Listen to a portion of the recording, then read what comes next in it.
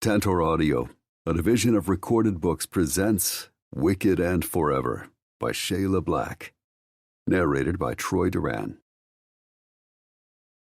Chapter 1, February 4th, Lafayette, Louisiana. For Layla Torres, the day started out troubling. It ended in hell. As dawn rose, her bodyguard and lover, Forrest Trees Scott, prepared to join the rest of EM security on a mission with one objective: to rescue his boss's sister, who was being held captive by dangerous kingpin Geraldo Mantilla. As he headed for the door, Trees lifted her against his tall, hard-muscled body and held her close. Reflexively, she wrapped her arms around his neck, her heart beating fast. Last night, they had fought. Trees' bosses had proposed she act as bait to lure the narcotics king out of hiding and into a trap. She'd said yes. After all, her sister and her nephew, the only family she had, would never be safe until Mantilla was gone. When Trees had refused to let her go, she'd tried to escape. He'd quickly caught her and dragged her back to his house. Then they had skipped sleep and spent the rest of the night electronically hunting their enemy. With the information he'd gleaned, Trees had devised a plan for him and his fellow operatives to nab the kingpin, one that didn't require her to be involved in Mantilla's takedown at all. Now, as he left to put himself in danger so she would be safe, she felt the desperation in his touch. It matched her own as she clung to him. "What are you doing?" "Telling you that I love you, Layla." She froze. That shouldn't be possible. Yet, how many things had he done to help her, soothe her, and save her? Trees had always been fair and patient, kind yet gruff, but intensely protective. Would he have tried so hard if she didn't mean something to him? Layla wasn't sure and didn't know what to say, but her first reaction was resounding joy. Her heart filled with it and threatened to overflow. But could she give the words back to him? Had she searched her soul enough to be certain of her feelings? "I know it's one-sided. I don't expect you to say anything. He shook his head, let out a curse, then seized her lips in a hard press as if he was determined to imprint himself on her. And he stole her breath. Just as suddenly he wrenched away, set her on her feet, and slammed out the door, leaving her gaping and already regretting the things she'd left unsaid. With a final glance back at her through the living room window, he punched a few buttons on his phone. She heard the house alarms engage, his way of keeping her safe during the 12 hours he would be gone. After he drove off, Layla roamed his place listlessly. She picked at breakfast. She turned on a telenovela, then turned the silly thing off. She paced, praying Trees would finish this mission unscathed. She showered, hoping the soothing water would help her decide what to say when he returned. What was love? Did she really know? She felt something for him. A lot, actually. But love? If that isn't what you feel, why do you have such angst? It was a fair question. Was she capable of the kind of love Trees had given her? Or had she endured too much to love him the way he deserved? After all, if she allowed another person to be tattooed onto her heart, that gave her tormentor, Victor Ramos, another weapon to use against her, the way he had her family. After wriggling into her pink tank and short shorts, and wishing for the 100th time that she'd packed something warmer when she'd fled Florida, she towel-dried her curls, her thoughts turning. Until an electronic peal shattered the silence. The perimeter alarm. She froze. Her heart started chugging. Was someone on the property? In the house? Days ago, she'd told Trees safety was an illusion. Unfortunately, she'd been right. Layla tossed her damp towel into the sink, then rushed down the hall to Trees' home office to scan his bank of security cameras.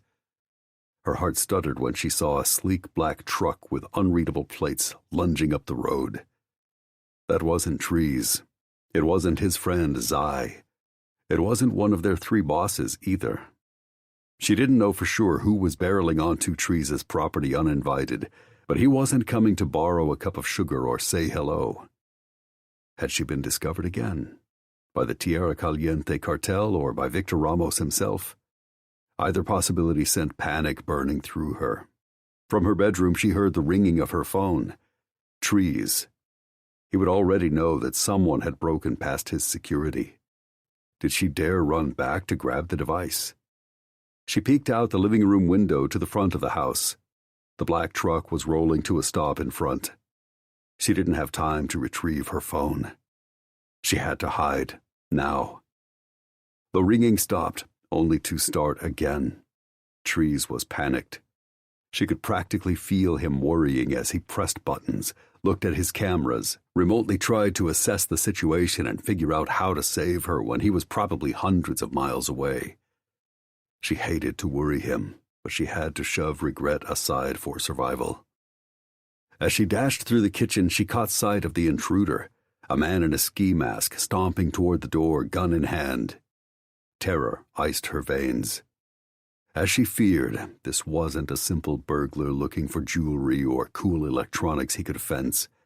He was armed and furious. Layla managed to crouch down before he caught sight of her, but the sudden blast of a gunshot, followed by the shattering of glass, had her shrieking involuntarily and clinging to whatever shadows she could find in the morning light. As the man stepped through the wide-open window, Layla raced to Trees' bedroom, praying she hadn't been spotted, and eased the door shut behind her. She only had one possible hope of staying unharmed now. Shaking from head to toe, she fought to catch her breath as she crept into Trees' closet and shoved aside his clothes. The keypad to his panic room and dungeon gleamed in the semi-dark. The code. She'd seen him punch it in, and she'd committed it to memory just in case. Since the safe house she'd shared with her sister and her nephew in St. Louis had been breached months ago, she'd plotted escape routes everywhere she went. The grocery store, the mall, the movies, and especially anywhere she slept. But she'd felt so safe with Trees. Oh, he'd terrified her since he could make her body crave things that unsettled her and make her heart ache in ways that unraveled her. But he'd given her a sense of security, one she hadn't had for nearly a decade. She'd rationalized that no one would think to look for her in the middle of nowhere, Louisiana, out on property that had every security precaution imaginable. So she had gotten complacent. She hadn't planned an escape route. Layla hadn't thought she would need one. What a horrible time to realize she'd been wrong. She stared at the keypad, dragging in ragged breaths that sounded way too loud in her ears as her thoughts raced. She knew the damn code. Why couldn't she remember it?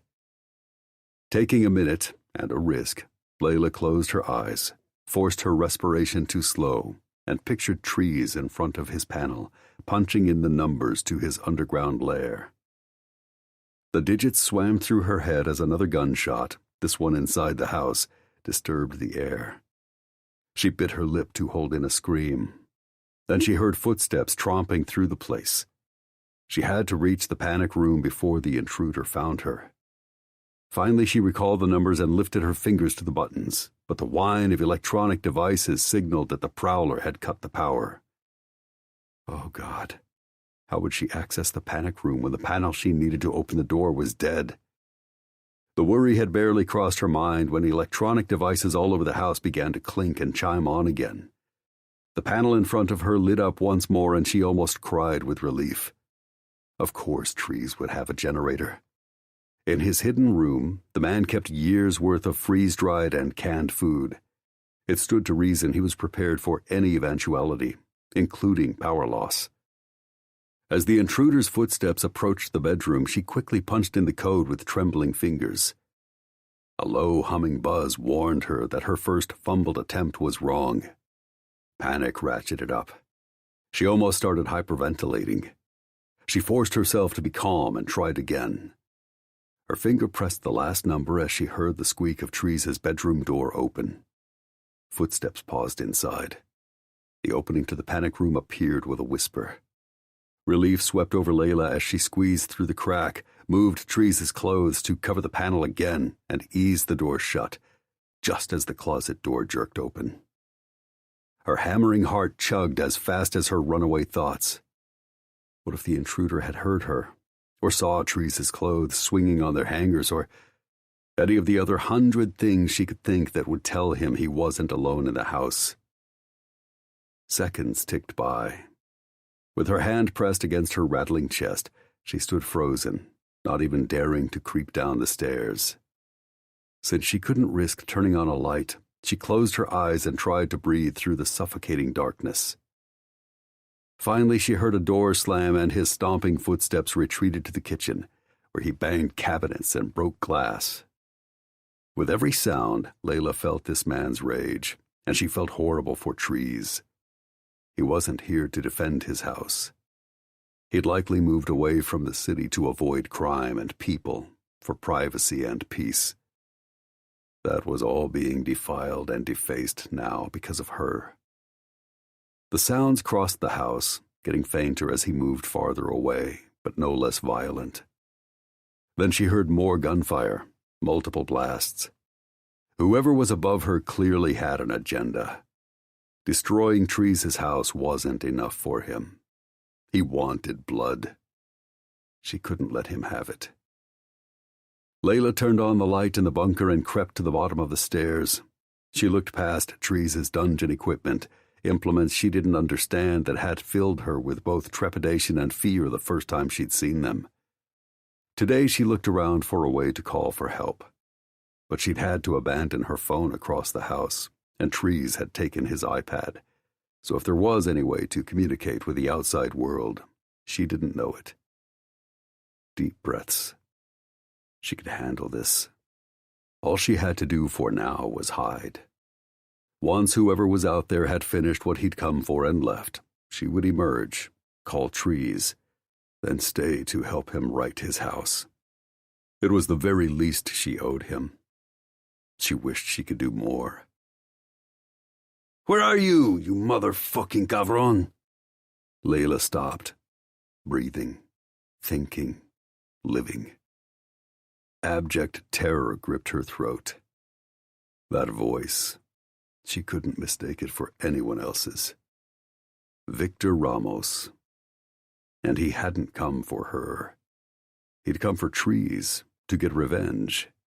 The eye for an eye kind. "Are you hiding like a pussy? That won't stop me from avenging my brother. Come out and die like a man." Victor paused in the silence, then let loose a cutting laugh. "Ha! I'm not surprised you're hiding like a coward. You couldn't even face my brother to kill him. You shot him from the back, and you pulled the trigger for Layla. I heard you. Where have you stashed that puta?" Her jaw dropped. Layla wasn't surprised that Victor had called her a whore. But how had he heard Trees say that he'd killed Hector for her? If he had been there, he would have saved his brother. Only Hector's house having surveillance made sense. As soon as that realization hit her, another truth swept in behind it. Victor didn't know she was here. "Too afraid to face me, cabron? Then I will burn down your house, and you better start looking over your shoulder, because I'm going to find you and put a bullet in your back, too." Layla's heart stopped. One thing she knew about Victor, his follow-through skills weren't a problem. He meant what he said. She had to stop him. Now. Somehow, find a way to protect Trees and his house, while keeping Valeria and Jorge's location a secret. If it kept her safe too, even better. But that wasn't important. She had survived Victor once. She could do it again for the people she loved. Layla froze. That was the second time she'd wondered if she was in love with Trees. Logic said it was too soon. She admired him. She respected him. She'd come to trust him. She melted against him when he gave her pleasure no other man had. She simply couldn't repay all his kindness by letting Victor destroy everything he'd worked for. But that wasn't love. Or was it? She didn't have time to figure that out now. The seconds were ticking down, and she had to stop the maniac pacing Trees' home, bent on torching it. Trees had put her first so many times. She needed to do the same for him. Layla knew just how. She simply had to find the right words. And the guts. On shaking legs, she crossed the room and plucked a semi-automatic off the wall, then jerked down its mate just in case. She rummaged through some nearby drawers and found the magazines and a box of 9mm ammunition. Of course, Trees was prepared. Thank God. Then she loaded the guns, grateful she'd paid attention during the years she'd been a captive of her brother-in-law's cartel. Took a deep breath and let herself out of Trees' panic room, ensuring the lights were off and the door closed behind her.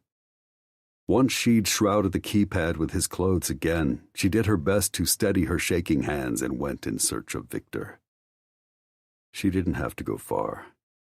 As soon as she rounded the corner out of Trees' bedroom, she spotted Victor striding through the front door, gas can in hand. He held a lighter in the other.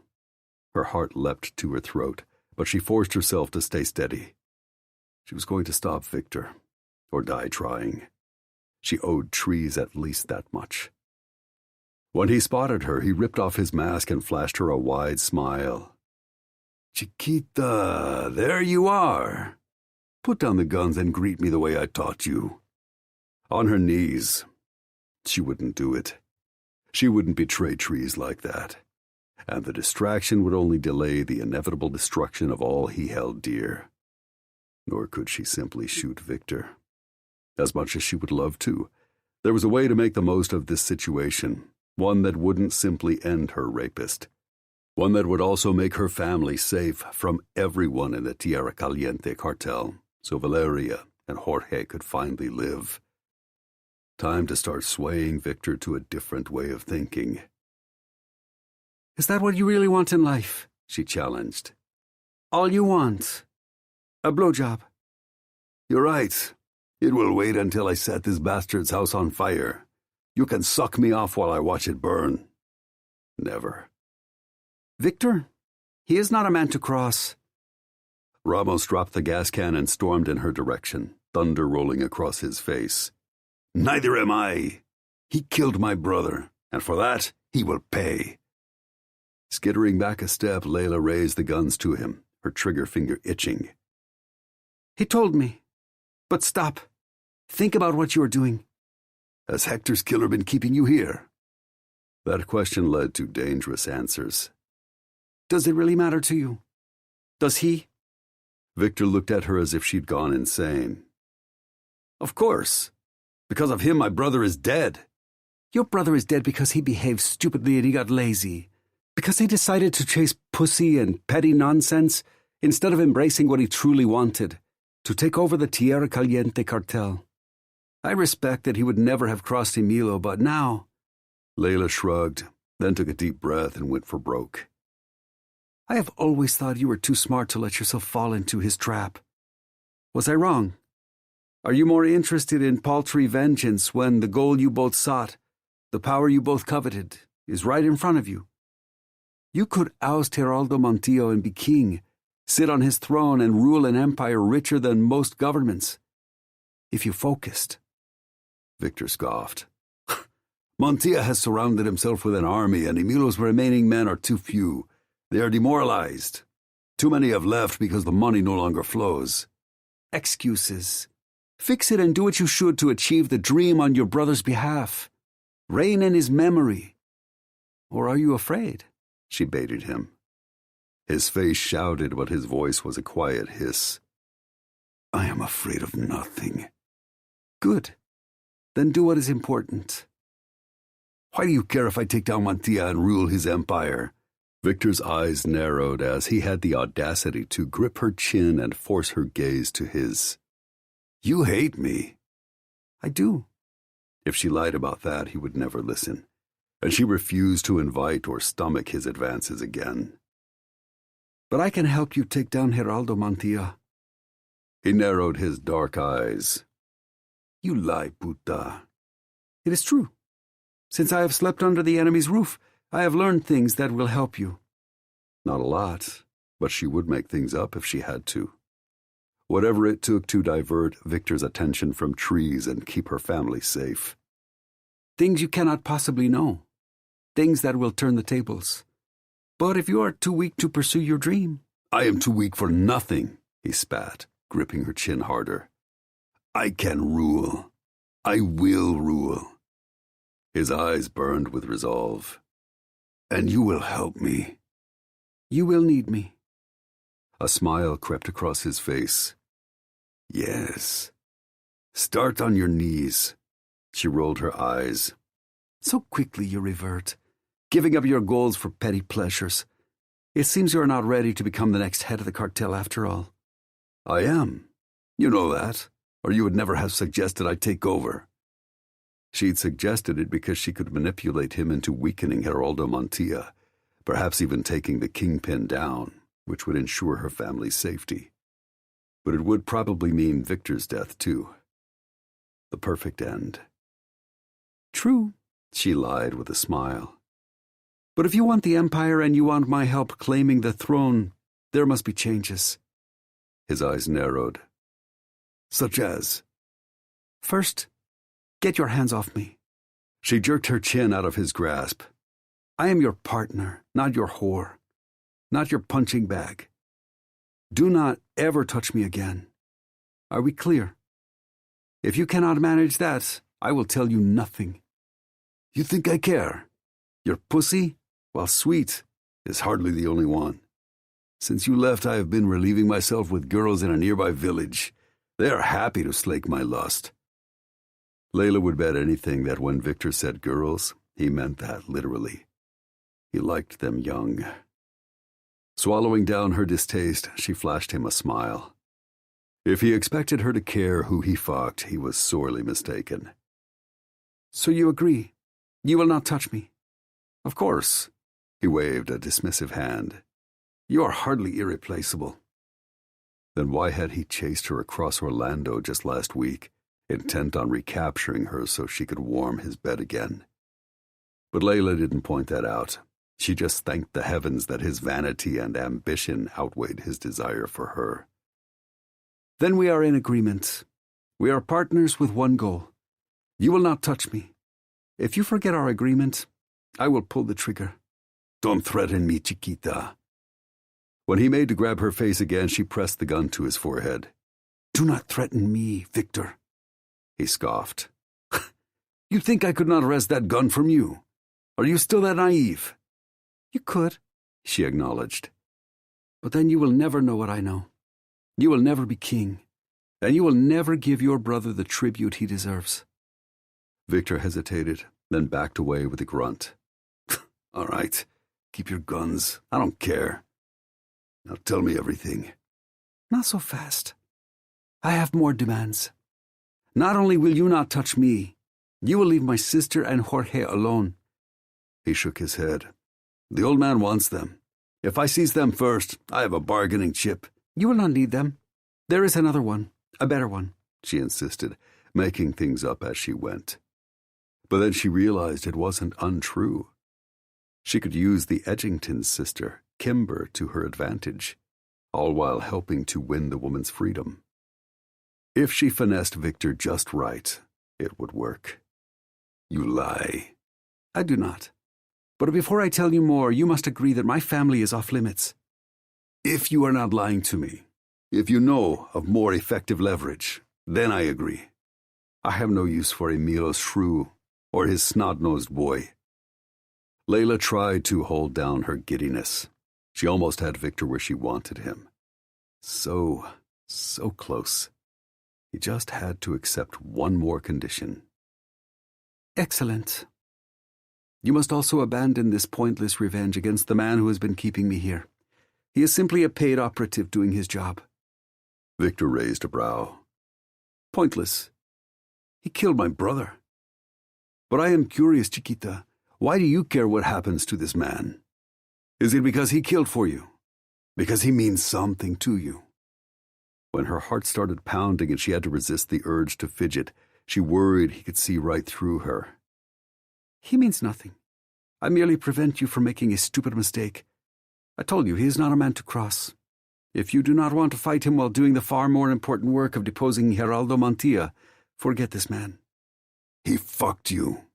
Oh, he did much more than that. Heat rushed to Layla's face, and she hoped Victor didn't notice. Of course he did. He is a man, a very large one. I had no way to stop him from taking what he wanted. Never mind that. Last time, she had ached to give herself to him. He shrugged, as if the possibility that someone else had raped her meant nothing to him. Why do you care whether I seize Geraldo Mantilla's throne? Are you hoping for money? Dipped in rivers of innocent blood? No. I want peace. If you rule the cartel, the threat to my family is gone. You become rich and powerful beyond your dreams, while Valeria, Jorge, and I are finally free. Our paths will not cross again. I believe it is, as the Americans say, a win-win. Do you not agree? Victor stared so long she felt dissected. Could he see through her, down to her half-truths and lies? The urge to squirm rode her, but Layla tamped it down and waited, preparing arguments in case she needed them. You're right, Victor conceded. Somehow she kept in her giant sigh of relief. As soon as you leave, I will call you with the first piece of information you need. Every few days, I will deliver more until... You negotiated your terms. Now I will negotiate mine. I have only one. The way he smiled told Layla she would hate it. You come with me. Horror gripped her until she couldn't breathe. No, impossible. This man... Forrest Scott. She must have looked surprised because he slanted her a superior glance. Did you think I wouldn't learn about my adversary before I came to kill him? Of course he would. Victor wasn't lazy, just half-witted. He is very dangerous. He will come for me. Because you mean something to him. Victor sauntered closer, his stare speculative. I love you, Layla. The memory of trees, his sweet words made her heart ache. Would she ever hear them again? Probably not, and she couldn't let her anguish about that make her decision. Survival didn't care about her feelings, or his. Saving her family, Kimber Trenton, and trees was more important. Someday trees would move on. Since he was a good man, he would find someone worthy of his love. Her heart would be a casualty, but for his safety and his future, that was a small sacrifice. Pay attention. I told you he is merely paid to keep me here, but he values his job. He is a professional. He will not admit defeat. So we'll make him. Are you listening? He will be a thorn in your side. You do not need, while you must concentrate on taking down Mantilla. If Mr. Scott is a problem, I will dispatch him quickly. Victor shot her a speculative glance. Unless you can think of some other way to keep him at bay. As you pointed out, it would be better for my focus.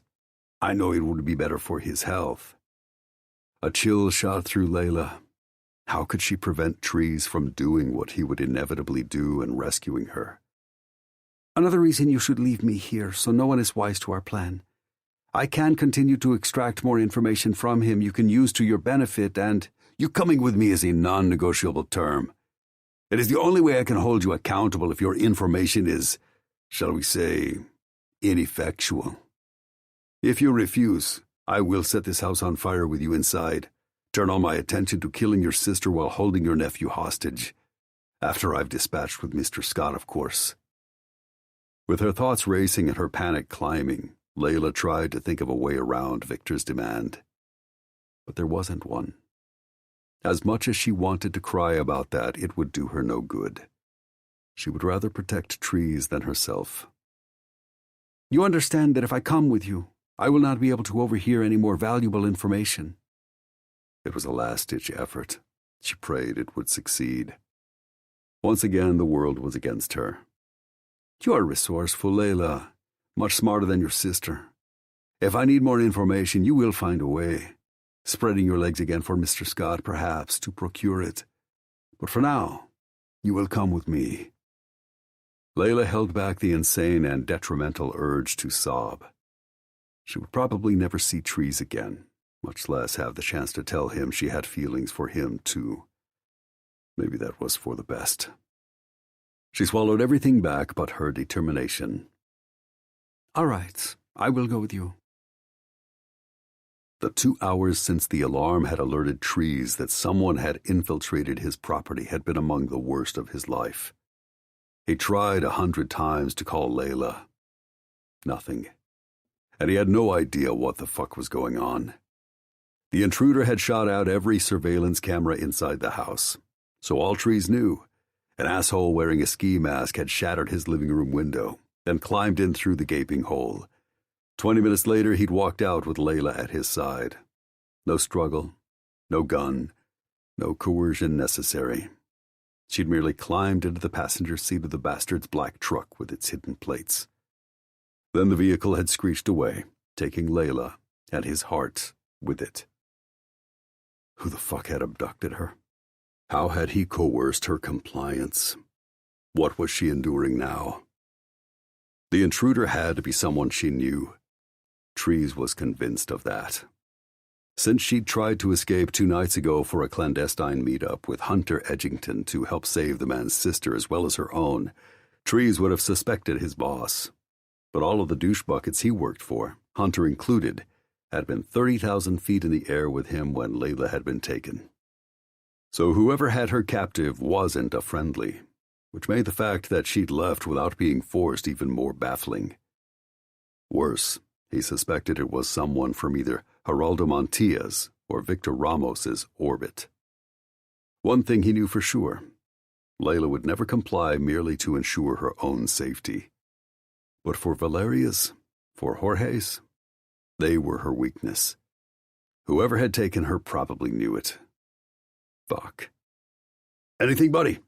Zai burst in through the back door, stopping short in the portal, staring at the shards of glass everywhere. Trees didn't understand the destruction. Had Layla fought in the kitchen but given up by the time she'd been dragged to the front door? Nothing. I've looked all over the house for clues to understand what happened and who took her. Layla hadn't taken a single one of her possessions. Not her clothes or her phone. Not even a nightlight. But 2 cigs were missing off his wall in his underground panic room, along with a box of ammo. That scared the shit out of him. Are you sure Layla walked out of her own free will? It fucking looks that way. Trees tried to stifle both his alarm and impatience and tossed Zai his phone, screen open to the feed from the front porch camera. Here, watch. This is all I've got. As Zai did, Trees paced to Layla's room. He couldn't watch the video again, not without wanting to tear something apart and kill a motherfucker. Inside her room, he found far fewer signs of a struggle. In fact, her bed wasn't even rumpled. The only hint he had that she'd been here? The towel wadded up in the bathroom sink, as if she'd dumped it there in a hurry. The middle was still damp.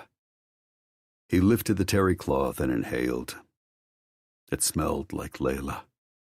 As her scent filled his nose, he tried not to lose his shit or start tearing down the world to find her. Somehow, someone had swooped in and taken her from him.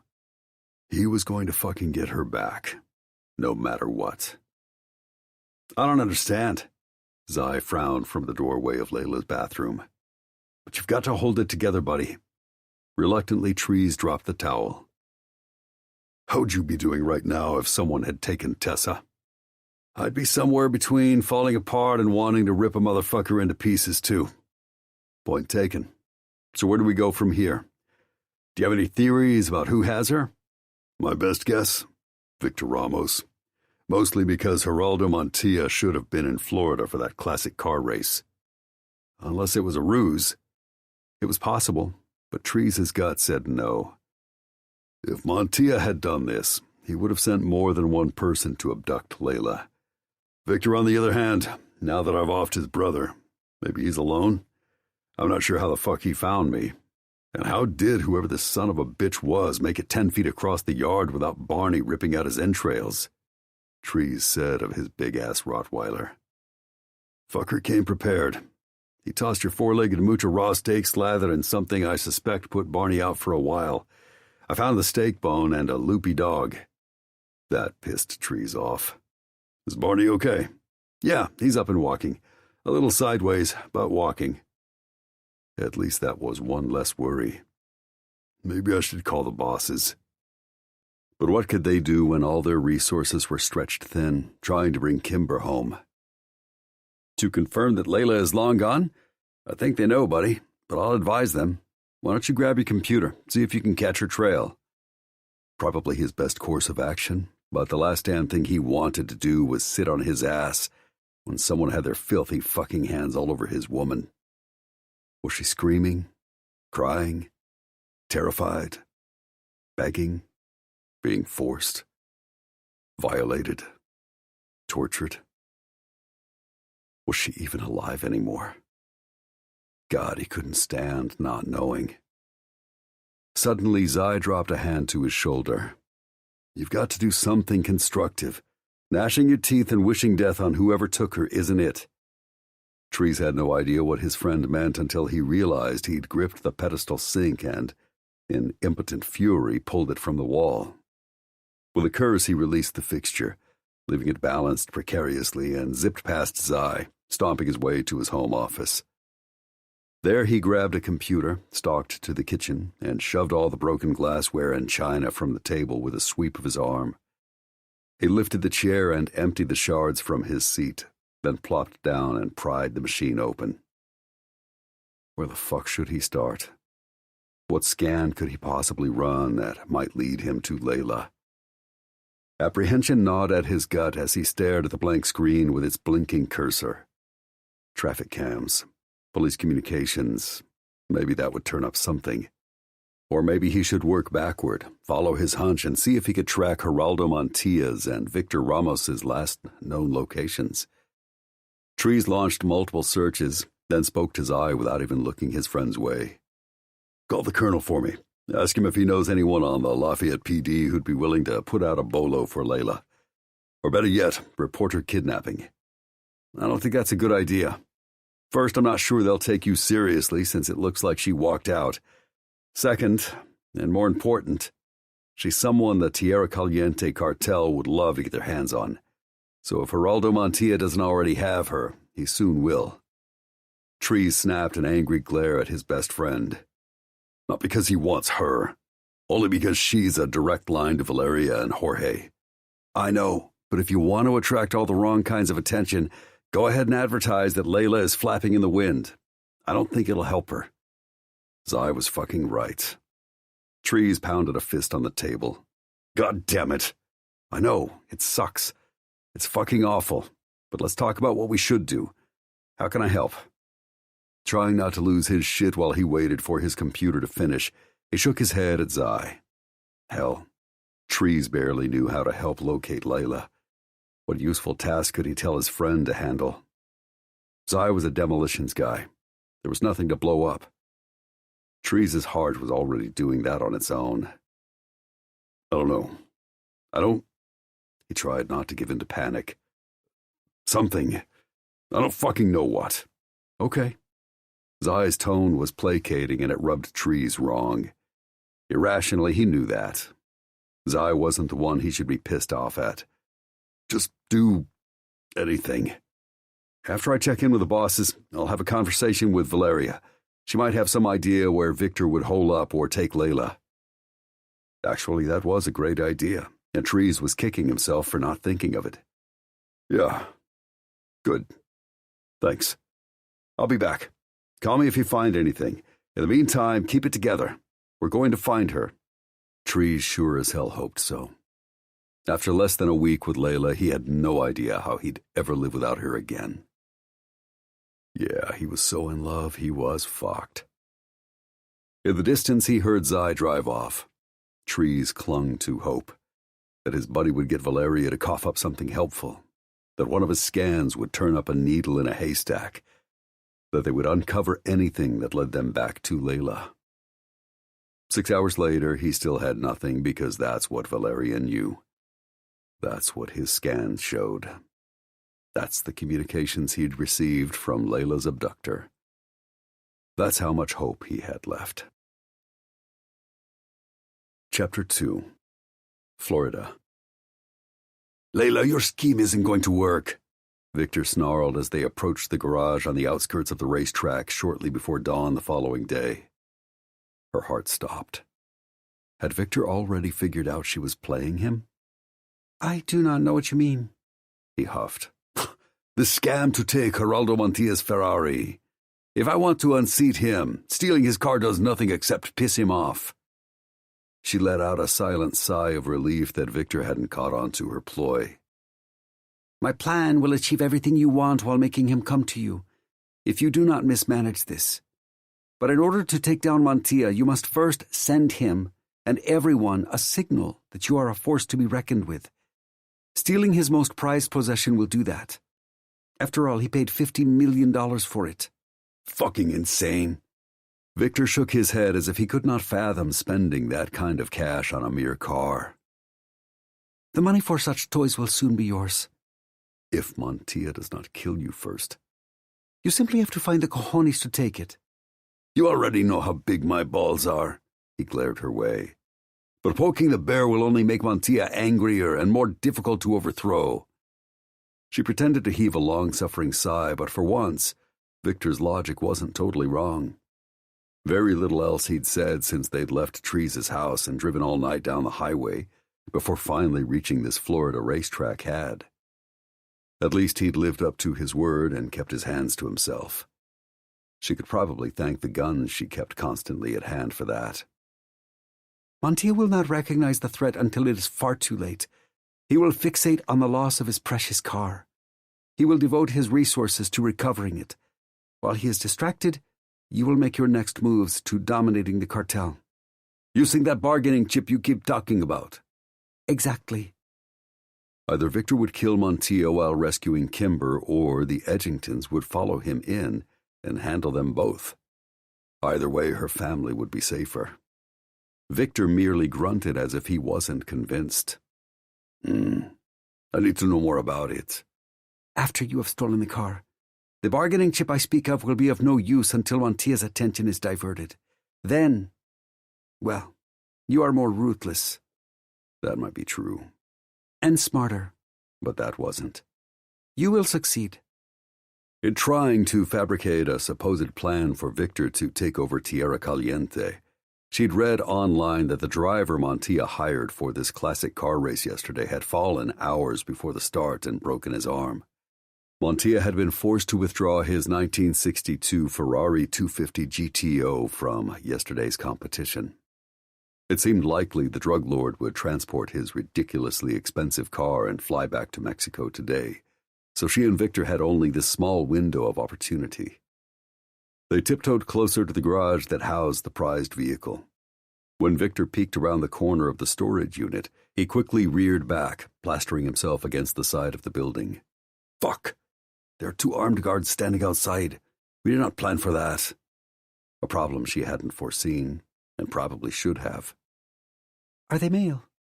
"Yes, and big. I will have to kill them." He reached for his gun. That horrified Layla. The last thing she wanted was for anyone else to be hurt. She grabbed Victor's arm and held him back. "We cannot leave bodies. That will alert the local authorities and bring attention we do not need. Let me handle them. Once they are distracted, you take the car and drive it to the U-Haul. Then it will be yours." He scowled. "You will distract both of them. At once." "How many times did I handle you and Hector together?" she snapped, then wished she'd held her tongue. She didn't want to remind him of all the times he had violated her. She also didn't want to remind him of his dead brother. Being careful and strategic was key. He leered her way. "Manny, you were our favorite toy." "Now I am your partner," she reminded him, reaching under her tank top to unfasten her bra. After some finagling, she pulled the undergarment free through the side and shoved it at Victor. "Hold this and watch for your opportunity." With a deep breath, she wriggled her shorts down to her hip bones and folded the legs up to her coochie. Most of her midriff was bare, and the cool breeze had stiffened her nipples. Hopefully, distracting the 2 sentries wouldn't require revealing more skin than that. She really didn't want to get naked with either of them, but she'd been desperate enough to do worse in the past. Shoving the thought aside, she swayed around the side of the building. On the alert, both men zipped their gazes in her direction. Security lights from above illuminated their faces. They were under 30 and strapping. On the left, the blond man with an unkempt beard drew his weapon as he looked her up and down. On the right, a black man with arms bulging from his wife-beater followed suit. Hola, gentlemen, do not shoot. I am lost. I could find no one else to ask for directions at this hour. She pressed a hand to her chest to draw attention to her nipples as she approached the garage. But perhaps you can help me. I am driving to Miami. I have no GPS, and I cannot find the freeway. You will help me, yes? The blond man gulped and nodded, his stare glued to her breasts. The other one smiled as if he fully intended to help her, out of her clothes. Then he holstered his weapon and slipped an arm around her middle. Sure, baby. There's a guard shack around the corner and... But your friend. We cannot leave him alone. She looked back at the blond guy to find him staring at her ass. Come closer. I am cold. Will you help keep me warm? Immediately he tucked his gun away and zipped to her side, plastering himself against her body. Layla shoved down a shudder, wondering why so many men were foolish enough to fall for such tactics. They were transparent, obvious, ridiculous. Because too many men thought with their chiles rather than their brains. That is better. She sent them both inviting smiles. What are you guarding? If you have been assigned to protect it, I'm sure it's very important. It's a car, the bearded man answered. The most expensive one ever registered for this race. Oh? Is it yours? The black man snorted. He wishes. I do. It's the prettiest thing I've ever seen. He eyed her up and down again. Except you. Layla pretended to blush and flirt. Can you show me? The blond guy shook his head. The doors are supposed to stay locked. Of course, and you are a responsible man. But I am simply a lost woman who is all alone and now very curious. Certainly there would be no harm in letting me peek. And it will... what is the word? Arouse me to see it. The two men exchanged a glance. Then they grinned at one another. All right, baby. Just a peek. You'll reward us for it. She smiled their way. Of course. The dark man punched numbers into the keypad, releasing the lock on the temperature-controlled unit. The other guy helped him push the door up. The lights flashed on, and there sat Geraldo Montilla's prized possession, shiny, pristine, and candy apple red. Layla gasped and touched her chest again. Que carro más lindo. Huh? The blond guy frowned. What a beautiful car. She supplied as she sauntered closer. The more I look at it, the more I become... She licked her lips, then bit the bottom one as if she held in a secret she could keep no more. Wet. Who will help me with that? I will, the bearded man volunteered a split second later. The bigger man elbowed him. Don't you have a girlfriend? Besides, she's too much woman for you. I got her. She laid her fingers on his brown chest with a sultry smile. When he started preening, she did the same to the blond man. I'm feeling adventurous. There's enough of me to go around. The blue-eyed man swallowed hard. You think you can take us both? I want to try. She ran her hand along the side of the sleek red car, silently marveling at how truly stunning the vehicle was. Then she bent over the hood and stuck her ass in the air. I think I would like it. If they crowded around her, they'd both be distracted. They would also have their backs to Victor, who now had an open path to sneak in and knock them out. That would do nicely. Baby. The big one gripped her hips and notched his erection against her backside. Layla held in a tremor of distaste. She did not want anyone's hands on her except Teresa's. Not here, dude. The other guy bobbed his pale head toward the corner of the garage. She followed the gesture and tried not to wince. Cameras. Carajo. Hopefully when Montilla saw this footage, he would not recognize her. After all, the last time they met, she had barely been more than a child, and he'd treated her as if she was beneath his notice, Thank God. The bigger man stepped back and grabbed her arm. He's right. Damn it. Layla turned and buried her face in the man's neck and pretended to breathe him in. He smelled like sweat and testosterone. Then she repeated the gesture with the bearded man, who also smelled of cigarettes. She tried not to choke. Let us go to the guard shack, then. I am impatient. Good call. Follow me. The big one dragged her out of the garage, around the corner, then down a narrow alley before the darkened guard shack came into view. Wait, the blonde guy protested, lagging behind. We're not supposed to leave the garage open. Anyone could come in and steal the car. Mr. Wifebeater rolled his eyes. Who do you think is around to do that? It's not even 5 o'clock in the morning. The party has left a few hours ago, and the business heads won't be here until after sunup. It'll be fine for a few minutes. But she's wet, he reminded through gritted teeth. I'm not giving up good pussy for this shitty-paying temp job. But you feel free to stay. I need you both, she whined. Please. With a long sigh, the blonde guy shook his head and grumbled. I'm probably going to hell, but fuck it. Then he stomped after them. Victor better move quickly because Layla doubted she could put these two off for long, and she refused to get naked and spread her legs.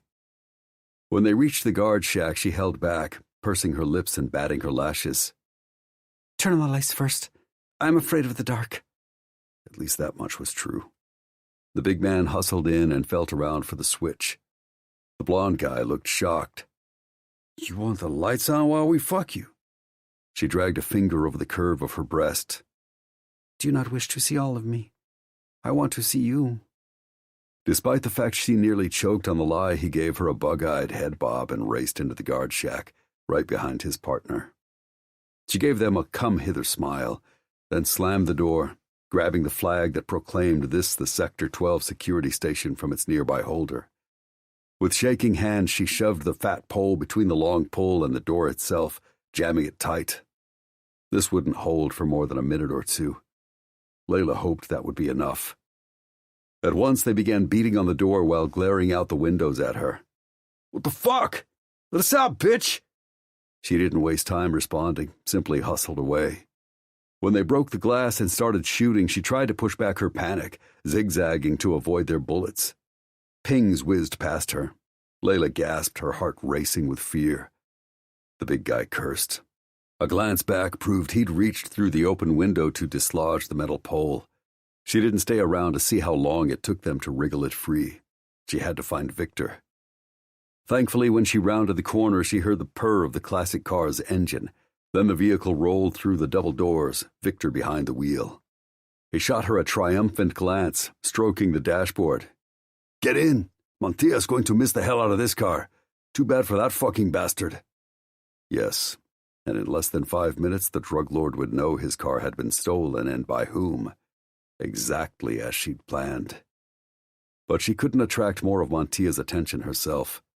She had to hope that the kingpin would write her off as a whore who had merely diverted his security for a good time or a buck.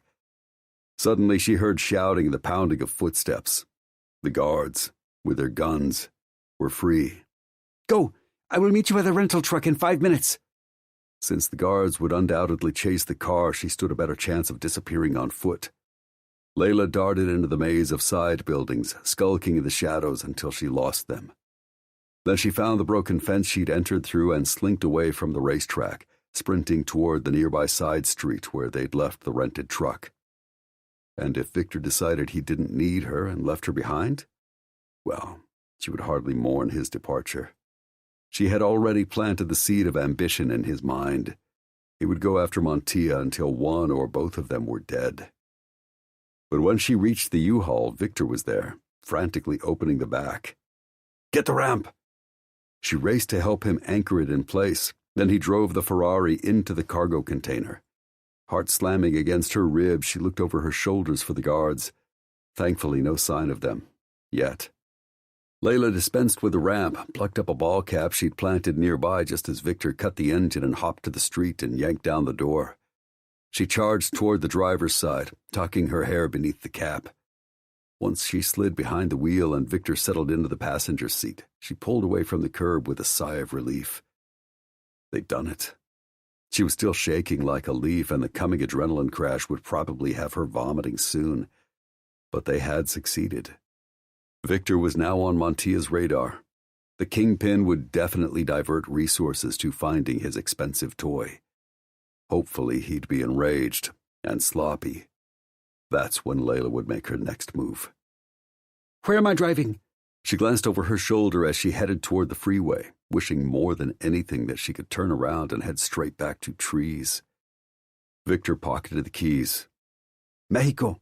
I know where we can hide this thing until I'm ready to make my move. Lafayette. Barely 24 hours after he'd last seen Layla, trees parked in front of a light industrial building on the east side of Lafayette that had seen better decades. At 20 minutes before dawn, he choked back the last of his black coffee and exited his Hummer, slamming the door behind him.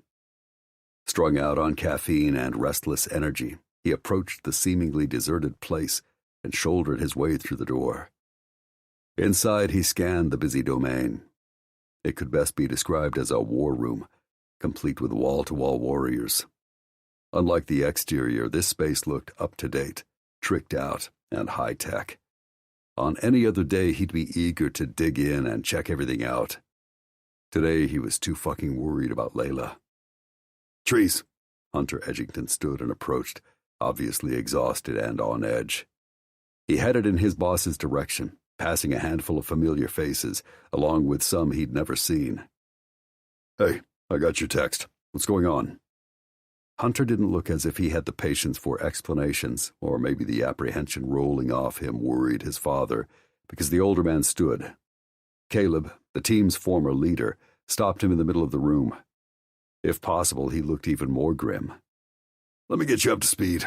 Then we need your help. Since the colonel was both OG and the best, Trees nodded. I'll do my best, sir. Thank you.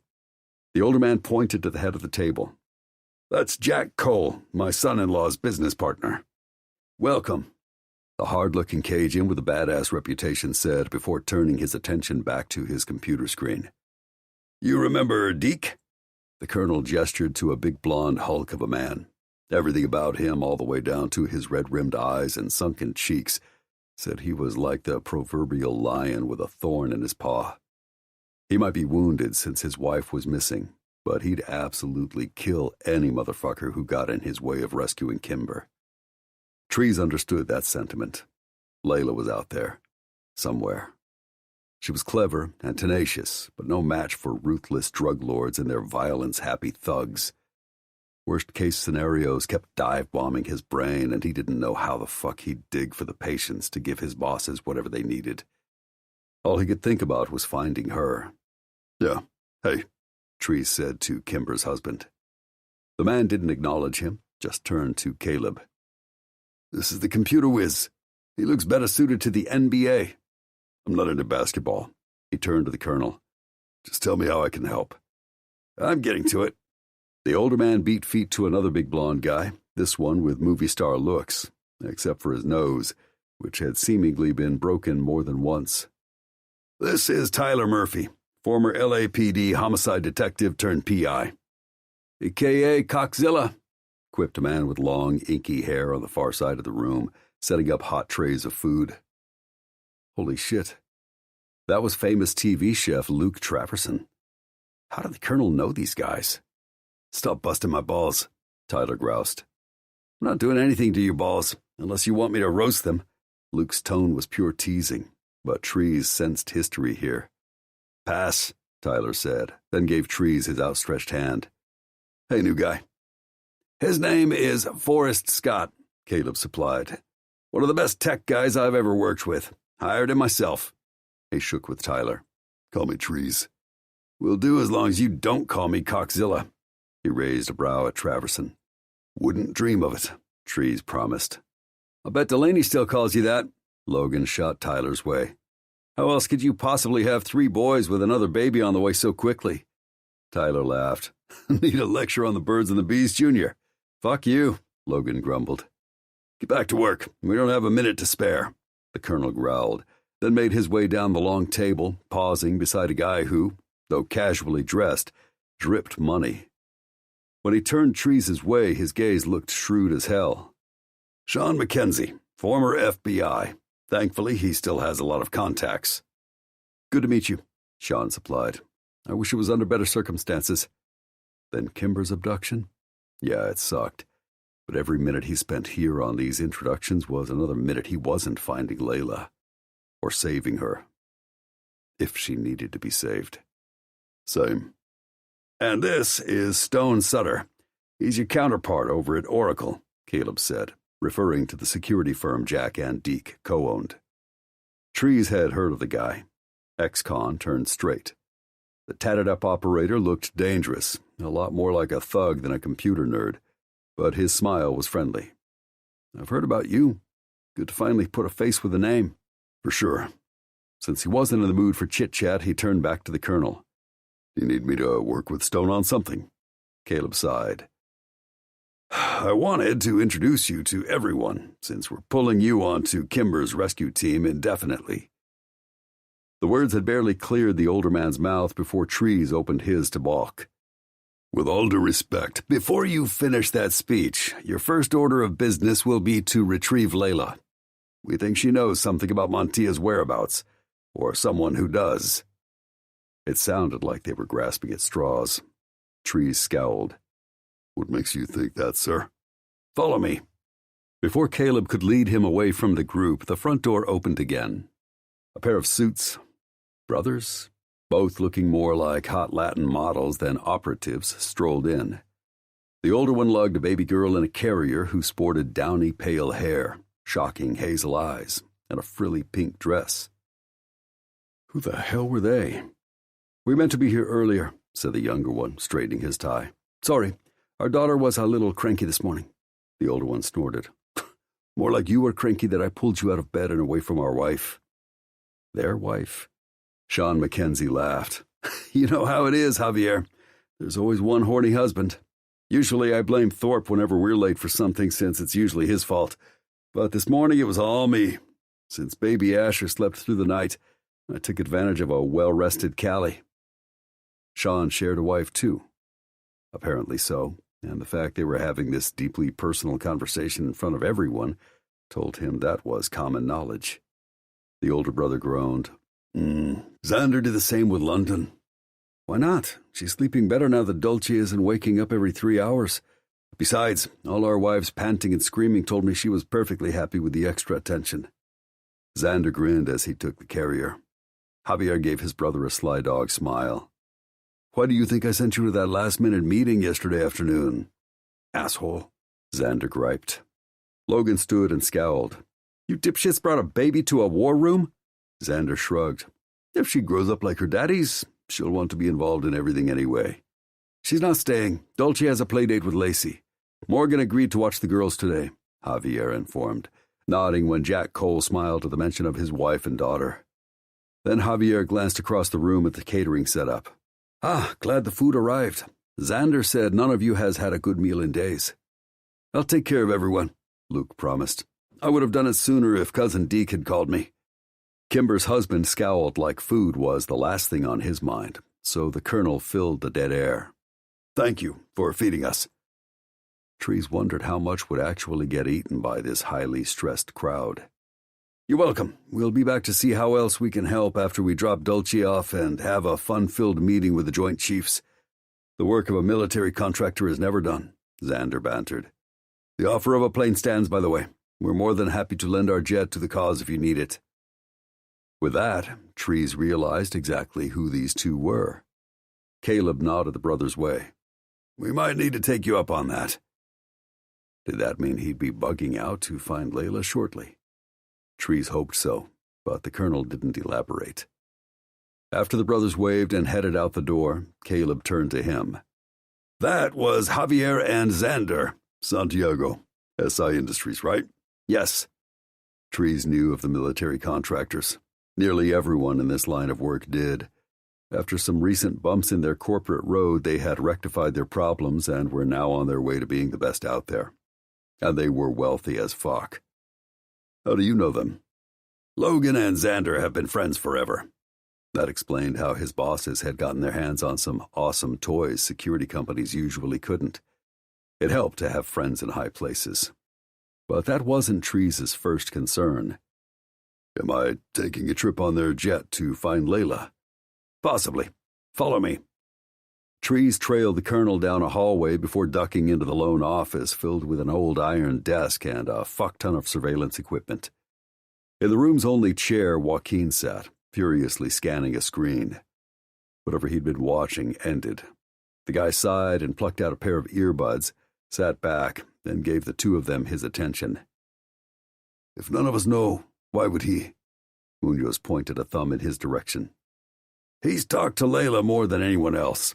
Maybe she told him something. Joaquin shrugged and stood. Unlikely, but worth a shot. That's why you brought him here. Yeah, set up the clip again. Caleb insisted of his stepson, then turned to him. Sit. As Trees settled in the office chair and fixed his gaze on the blank computer screen, the door to the office burst open. A guy he'd seen around EM's office, 1 Mile Walker's buddy, Matt Montgomery, burst in. There's a new development to all this. A couple of them, actually. If you want to come see... Joaquin dashed out immediately. The colonel looked torn, then finally sighed. We just got our hands on this footage. It happened less than 2 hours ago. Barring whatever new developments Matt has, this is all we know. Maybe you can fill in some blanks, mostly why. Whatever it was didn't sound good. Apprehension gripped Trees. Had something happened to Layla? The colonel was gone before he could ask, and Trees figured it was better this way. Whatever was on this video, which must have something to do with the woman he loved, he wanted to see it alone. As if the earbuds were a snake, he reached for them carefully, blowing out a breath and bracing himself. It was possible she was being harmed, tortured, or raped. Frowning, he shoved the buds in his ears, started the video, and gripped the computer, every muscle in his body taut. Montia's classic $50 million Ferrari, parked in a garage, immediately filled the screen. If Layla had something to do with his vehicle, did that mean the drug lord had taken her? Though Trees had known that was possible, it still filled him with a whole pile of, oh, fuck. But he refused to lose his shit, or his hope.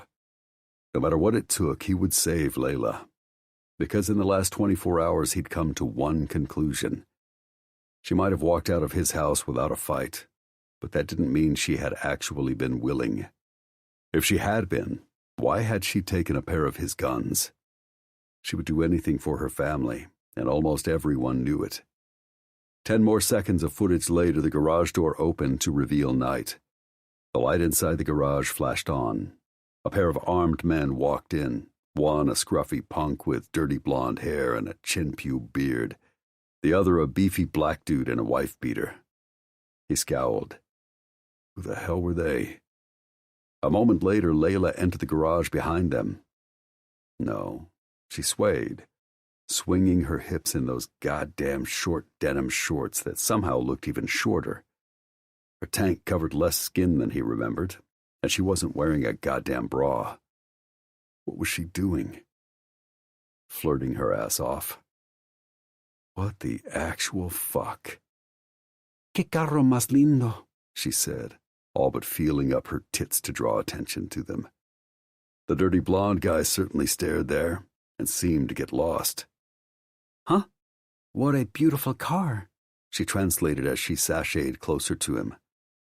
The more I look at it, the more I become... She licked her lips, then bit the bottom one provocatively. Wet. Who will help me with that? She was inviting them to touch her, to fuck her. Why? But he knew the answer. She was manipulating them. It was the same reason she'd awakened him once upon a time with her mouth around his dick. Because her life was in danger.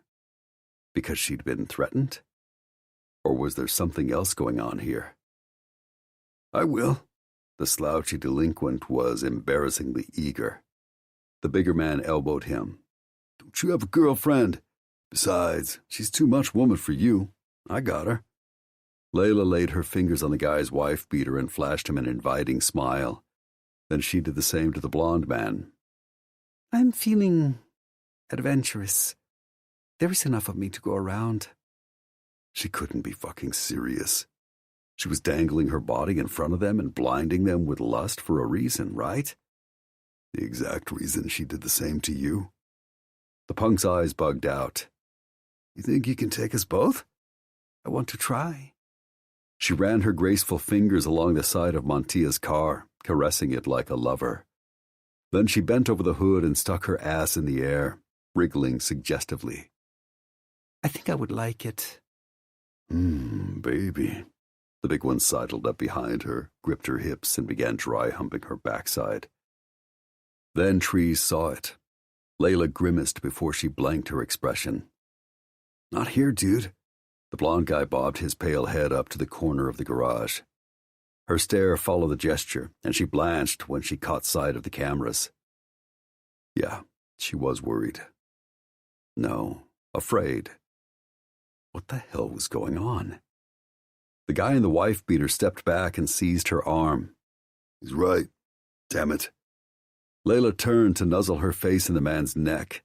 Then she repeated the gesture with the puny putz. Ruse or not, she was laying it on thick, and it was goddamn hard to watch. Let us go to the guard shack, then, she murmured. I am impatient. To get tag-teamed by these two losers? They seemed to think so, but Trees wasn't buying it. Or maybe he didn't want to. But he'd seen her face in passion. This was all bullshit. For what cause? Good call. Follow me. The big one dragged Layla out of the garage. When the two of them disappeared, the scrawny one tried to grow a brain. Wait, we're not supposed to leave the garage open. Anyone could come in and steal the car. Who do you think is around to do that? The other guy asked off camera. After some arguing back and forth, the blonde guy finally caved and stomped after them, leaving the garage door open. 30 seconds later, the light in the garage clicked off. Must be on a motion sensor, he thought vaguely. But what really worried the hell out of him was Layla. What was she doing during this time frame? Fucking frickin' frack in the guard shack? Why? Not 10 seconds later, another man sneaked into the garage. The light flashed on again, and he tried skulking in the shadows, but he was wearing the same clothes, right down to the ski mask, as the asshole who had taken Layla. Trees' heart rate surged as he watched the man slink around the garage, find the keys to the car hanging on a hook at the back, then slide into the classic automobile. The engine turned over with a purr, and since someone had clearly backed the car in, the stranger in the ski mask merely had to ease it out. The timing was too coincidental for Layla's seduction not to be premeditated. She had cooperated with the man who had taken her from his house to steal Montia's coveted car. For money? For revenge? Nothing made sense. Suddenly the man ripped off his ski mask. From the back, Trees saw only the man's shoulders and his dark head. Who the fuck was this guy? Why had he taken Layla and coerced her into this mess? Just as the driver was exiting the garage, he stopped abruptly and stroked the dashboard. Get in! Montia's going to miss the hell out of this car! Too bad for that fucking bastard. Go! That was Layla. She sounded panicked. I will meet you by the rental truck in 5 minutes. The man merely nodded, offering no argument at all. What the fuck? Was she his captive? Or his partner in crime? As the sounds of frantic footfalls faded away, the guy behind the wheel turned to watch her go. Trees glimpsed the bastard's profile. His blood went cold. Victor fucking Ramos. That changed everything. The bastard disappeared from his view and the clip ended. Trees ripped the buds from his ears. Since her family was safe, the asswipe must be holding something over Layla's head. Trees stood, determined to get to her. Layla had been in Florida a couple of hours ago. That was a place to start. With or without his boss's consent, he was going. Halfway down the hall, Matt met him, adjusting the cowboy hat he always wore. You done watching the video? Yeah. He tried to sidestep the guy and reached the colonel. Matt stepped in his path again. They're busy working other angles of Kimber's whereabouts, so you and I will be following the lead from that video. What are you thinking? That we need to get the fuck to Florida, and that every second I waste explaining myself is another second this bastard has to use Layla before he hurts her. Why would he do that when she helped him? She's obviously in on it. Layla would never voluntarily help that asshole. You know who he is? That clearly surprised Matt. Victor Ramos. We figured out that he was an associate of Emilio Montilla, like we guessed he and Layla had met in her brother-in-law's compound. What we couldn't figure out was why they would steal Geraldo Montilla's car. Valid question, but not the one Trees wanted answered most. I need to get on the fucking road now. If you want to hear what I think, follow me while I walk, but I'm not standing around jawing about this when Layla is in danger. He stalked down the hall. Don't you get it? Matt asked in small words, as if he thought Trees was too slow to grasp the situation. Layla was an accomplice to that theft and— Don't you get it?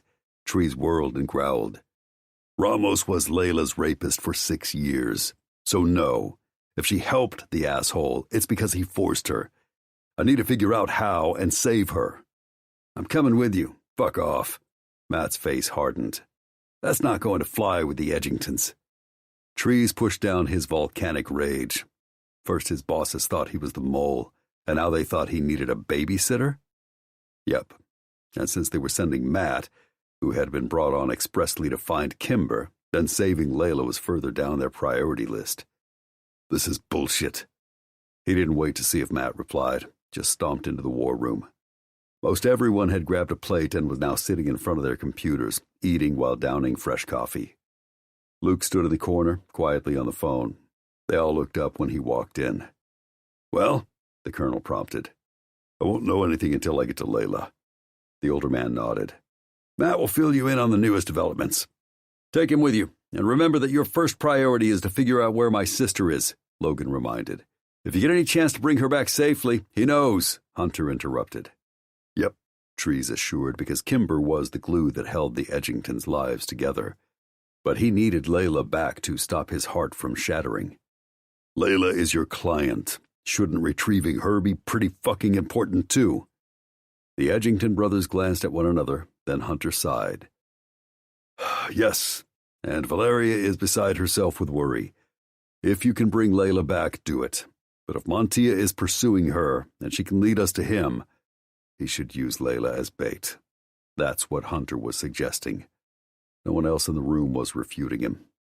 Son of a bitch. Trees gave them a terse nod because if he said anything, he'd speak his mind and be out of a job. The way shit had gone lately, that might not be so bad, except this was his best opportunity to find Layla. This crew knew more about her whereabouts, so he couldn't afford to balk. Got it. When he stomped toward the door, Hunter blocked his path. One more thing before you go. Zai pointed out recently that, as bosses, Logan, Joaquin, and I have been complete assholes. Trees wasn't about to pull his punches. You have? Hunter's tight smile was a silent mea culpa. We've apologized to Zai for keeping him and Tessa apart. We're trying to do better. We owe you an apology, too, for assuming you were our mole. Your assumption was logical, but it sucked. Maybe next time investigate more and assume less before you start throwing accusations around. Yeah, the fact you stayed with us and did a damn great job when we suspected the worst of you. Hunter stuck out his hand. Thanks. It won't happen again. It fucking better not. Hunter paused like he was choosing his next words carefully. Zai says you have feelings for Layla. I'm in love with her, and before you give me the speech about not falling for a client, you can't help who you fall for.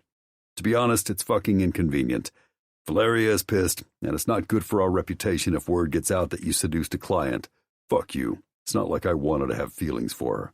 But Hunter held up his hands to stop his tirade. It happens. We understand you're worried about Layla. You're motivated to find her and get her to safety. Yep. And I want it on record that I think you using her as bait is both wrong and reckless. But I know you're worried about your sister. It's been 10 days. We're desperate. Hunter sounded choked up.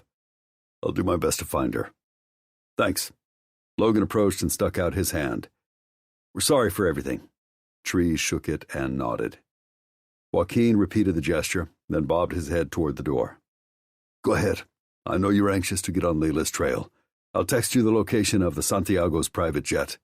How soon can you get a bag and get out of here? I have one in my Hummer. Of course the prepper is prepped, he smiled wryly. You and Matt will fly to Florida with one of Oracle's operators, Trevor Forsyth. He's former FBI and a great investigator. You'll also be joined by a friend of Jack Cole's. He goes by the handle Ghost. I don't know much about him. You don't need to, Jack piped up from across the room. Except you shouldn't fuck with him. That's my advice. Trees didn't want to dick around with any of these guys. Roger that. Report in often, stay safe, and do your best. Trees didn't want more babysitters. He liked to work alone, particularly since he was usually hacking his way into other people's tech. But he wanted to waste time arguing about his company-sponsored daddies even less. Any parameters? The trio of bosses looked at one another, then shook their head. Just do what needs to be done. Chapter 3. If we want to hit the ground running, we should game plan before we land, Matt suggested in the seat beside him, cowboy hat perched on his knee. Trees didn't disagree, but it was fucking hard to plan when they had no idea what they'd find once they hit the ground. I'm going straight to the racetrack to talk to the two horny assholes, security guards who last saw Layla. Matt nodded. We don't know what she might have said to them once they walked off camera. I'll go with you. The other two can grab a car and start trailing the truck Victor Ramos rented in his late brother's name. If the cowboy stayed out of his way. Works for me. Trevor seemed like a stand-up guy. Coincidentally enough, he and 1 Mile Walker had gone to high school together. Neither had been a big fan of the other. Trevor had nicknamed Walker Serial Killer, which proved that Forsyth had decent instincts. Jack Cole's friend Ghost, on the other hand, Trees was more than cool keeping distance between them. If someone had put a gun to his head and forced him to describe the guy in one line, tatted up, antisocial, badass motherfucker would be about right. Apparently his name was Grayson. Trees didn't know if that was first or last, and he didn't feel like asking since he was pretty sure Ghost would look through him with those dead, silvery eyes before he tried gouging out his heart with a screwdriver. Montgomery's phone dinged. I just got an update from Stone in the war room. Looks like the U-Haul is still traveling north on approach to Tallahassee. They won't be stopping there. How do you know? Trees scowled at Matt. They're taking that Ferrari somewhere where Victor can either sell it or hide it. Since I don't think he took the car for the money, I'm betting on the latter. And Tallahassee isn't a great place to stash something that flashy. Besides, if Victor is smart, he'll want to get far away from the scene of the crime. The big blonde cowboy nodded in seeming agreement. True. They don't know when the cops might be onto them. Or Geraldo Montilla. But neither was Victor Ramos's biggest issue. Trees was on a mission to separate that asshole from Layla. Whatever he'd done to hurt and coerce her was coming to a violent and very final end. If he catches them, I'm sure Ramos would beg for the cops. Where do you think he's taking Layla? That question had been bugging Trees. I don't know. If they aren't going to unload the car for cash, then my best guess is they're using it as leverage to hold something over Montilla's head. Like? Maybe her family's safety. After all, that was probably what Victor had threatened, too. But what was in it for Ramos? Layla is in a rough spot, trapped with someone ruthless who's hurt her before. But from what I understand, she's a tough woman. Smart. She'll be fine. He raised a brow at the cowboy. The son of a bitch better not let those words come out of his mouth. Survive. At least until we find her. Sometimes that's all we can hope for. Matt sounded like he spoke from experience, and Trees wondered what that was about. But the cowboy ended the conversation and looked out the window with a somber stare. Trees glanced across the plush cabin. Trevor and Ghost both hunkered down in their enormous leather seats. Trevor looked like a bureaucrat, nondescript haircut, tailored suit, and nice manners. But there was something brutally shrewd and aware about the guy, even when he seemingly closed his eyes and relaxed. Ghost didn't bother with the pretense of a nap. He focused his unblinking stare straight ahead, exercising the kind of still and patience that told Trees the guy would be a deadly fucking professional in action. Trees tried to kick back and drift off, but images of Layla pelted his brain. He needed to figure out what she was up against and what she might be planning. He wanted to be fully prepared to help her when he found her. The rest of the plane ride was silent. After a smooth landing, each of them grabbed their bags and promised to check in with news. Then they hit the ground running, splitting up as soon as their feet touched terra firma. The ride to the racetrack south of Orlando was both a frustrating snarl of traffic and a total waste of time. The big guard and the wife-beater showed up with nothing but bad attitude and a seeming case of amnesia, because he claimed he couldn't remember anything. A few $100 loosened his tongue, but didn't help him impart any new light. According to him, the minute Layla had followed him and his no-show counterpart to the guard shack, she'd trapped them inside and fled. The interview lasted less than 10 minutes. Matt drove away from the racetrack, navigating his way into a turn lane with a scowl. What did you think? If he was going to have to deal with the albatross of Walker's bestie, he might as well use the guy as a sounding board. Not much more than I thought before. Layla is helping Ramos for a reason. At first I thought it was because he threatened her. That's still possible. Likely, even. But I keep replaying things she said to me. She's fucking done with her family being hunted.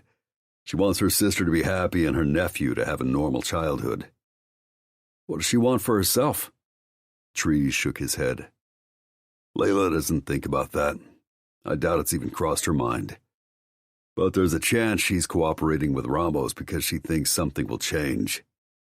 Like? Elbow resting on the car door, he tapped his thumb against the hard plastic beneath. Like, helping Ramos will somehow get Montilla, and maybe even Ramos too, out of the picture. Matt snorted. Eliminating them both would be ballsy, but maybe she's onto something.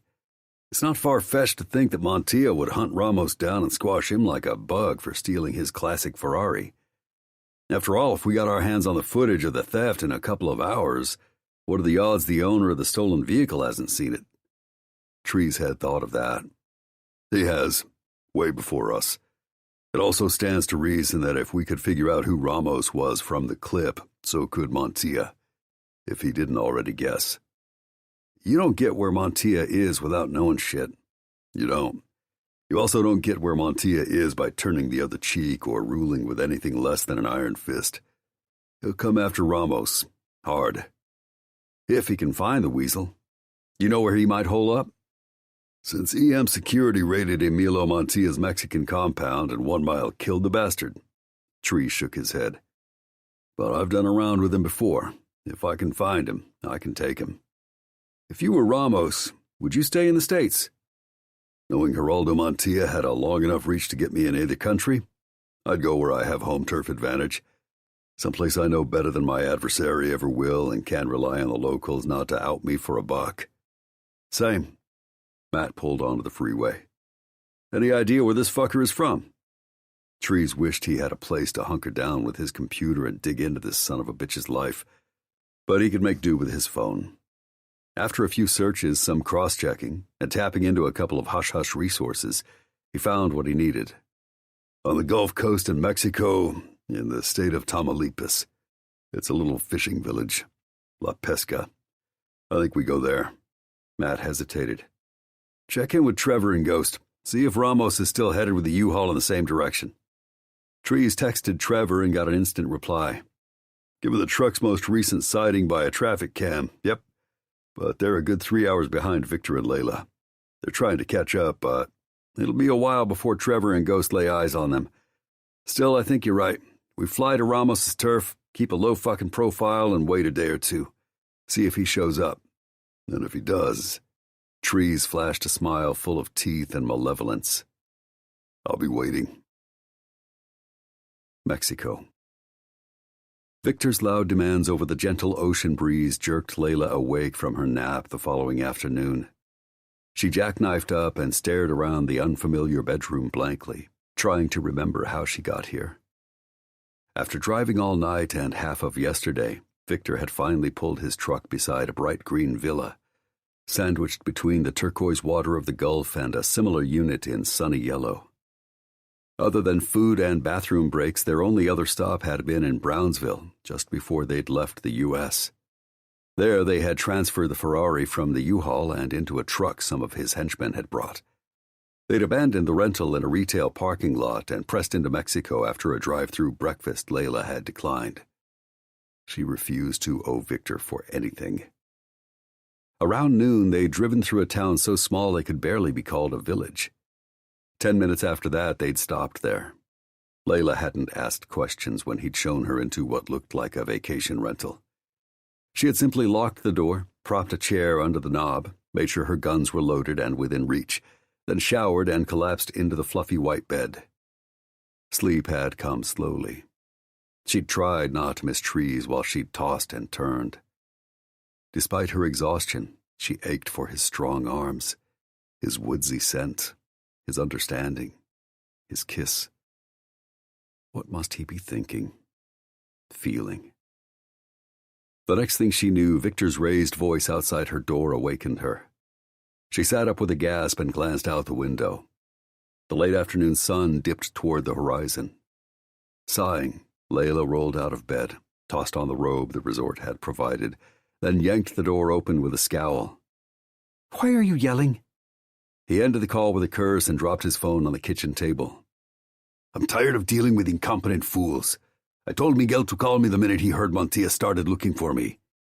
"And?" Layla eyed his device, wishing she could grab it and assure her sister that she was safe, at least for now. And she would love to hear Teresa's voice. But he must know she'd walked out of his house with Victor of her own free will. Why would he ever want her again after she had betrayed his trust? "The cabron waited nearly 24 hours to tell me anything." Layla wasn't surprised. Miguel had always been more interested in looking tough than being useful. He'd happily sampled both the cartel's product and whores daily. "Montilla knows you took the car, yes?" "Of course. They have sicked their sicarios on me." Hitmen. Layla wasn't surprised. Surely Victor wasn't either. "That is good. You have El Jefe's attention. It is the perfect time to strike. Do you know who they sent to kill you?" Off the top of her head, Layla could think of more than one killer Montilla employed. Most weren't well paid, except in drugs. No one expected them to live long, so cartels viewed them as expendable. But knowing who Montilla had tasked with ending Victor would tell her a lot about the drug lord's reaction. Victor looked grim. "He sent them all. The first one to bring me to him, preferably alive, will be rewarded." Layla's blood ran cold. Montilla was even more furious than she'd imagined. He would demand retribution of the worst kind. She needed to put distance between her and Victor, lie low somewhere else. And she had to come up with a good reason for leaving here. If she didn't, when Montilla's hitmen came, she would be a casualty too. Or worse, a prisoner tortured repeatedly to within an inch of her life until she gladly begged for death. "We must act quickly and—" "At what? This fucking plan of yours is likely to get me killed." His eyes narrowed with rage as he stalked closer. "Was that your plan all along?" Layla's heart rate surged. Since she'd been startled out of sleep, she'd forgotten her guns on her nightstand. Casually, she eased back into her bedroom and eyed the weapons. But she was still too far to reach them. "No, I simply want to protect my family. And do you truly want to work for that pendejo? The way he treats people as if they are beneath him, especially Emilio, who's your friend." Not that Victor would win any humanitarian awards, but he was egomaniac enough not to see the very flaws he hated in others reflected in himself. "I cannot be under Geraldo's thumb, and I would run the business better.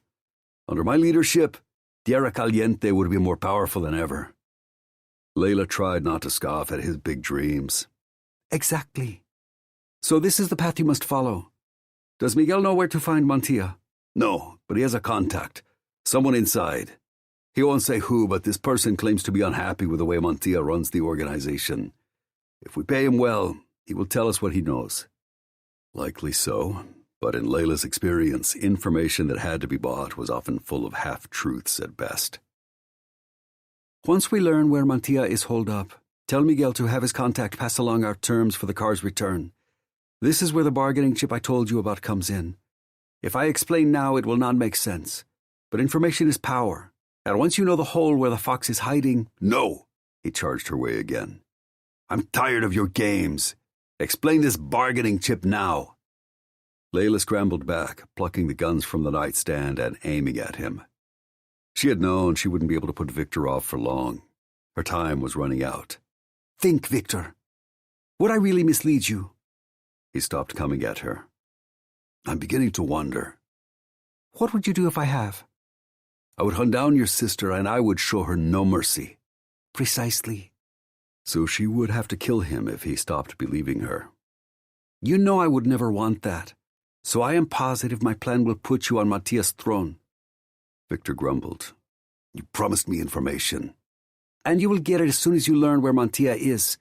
In the meantime, I will walk to the village, blend in, and see if any of his men have come looking for you.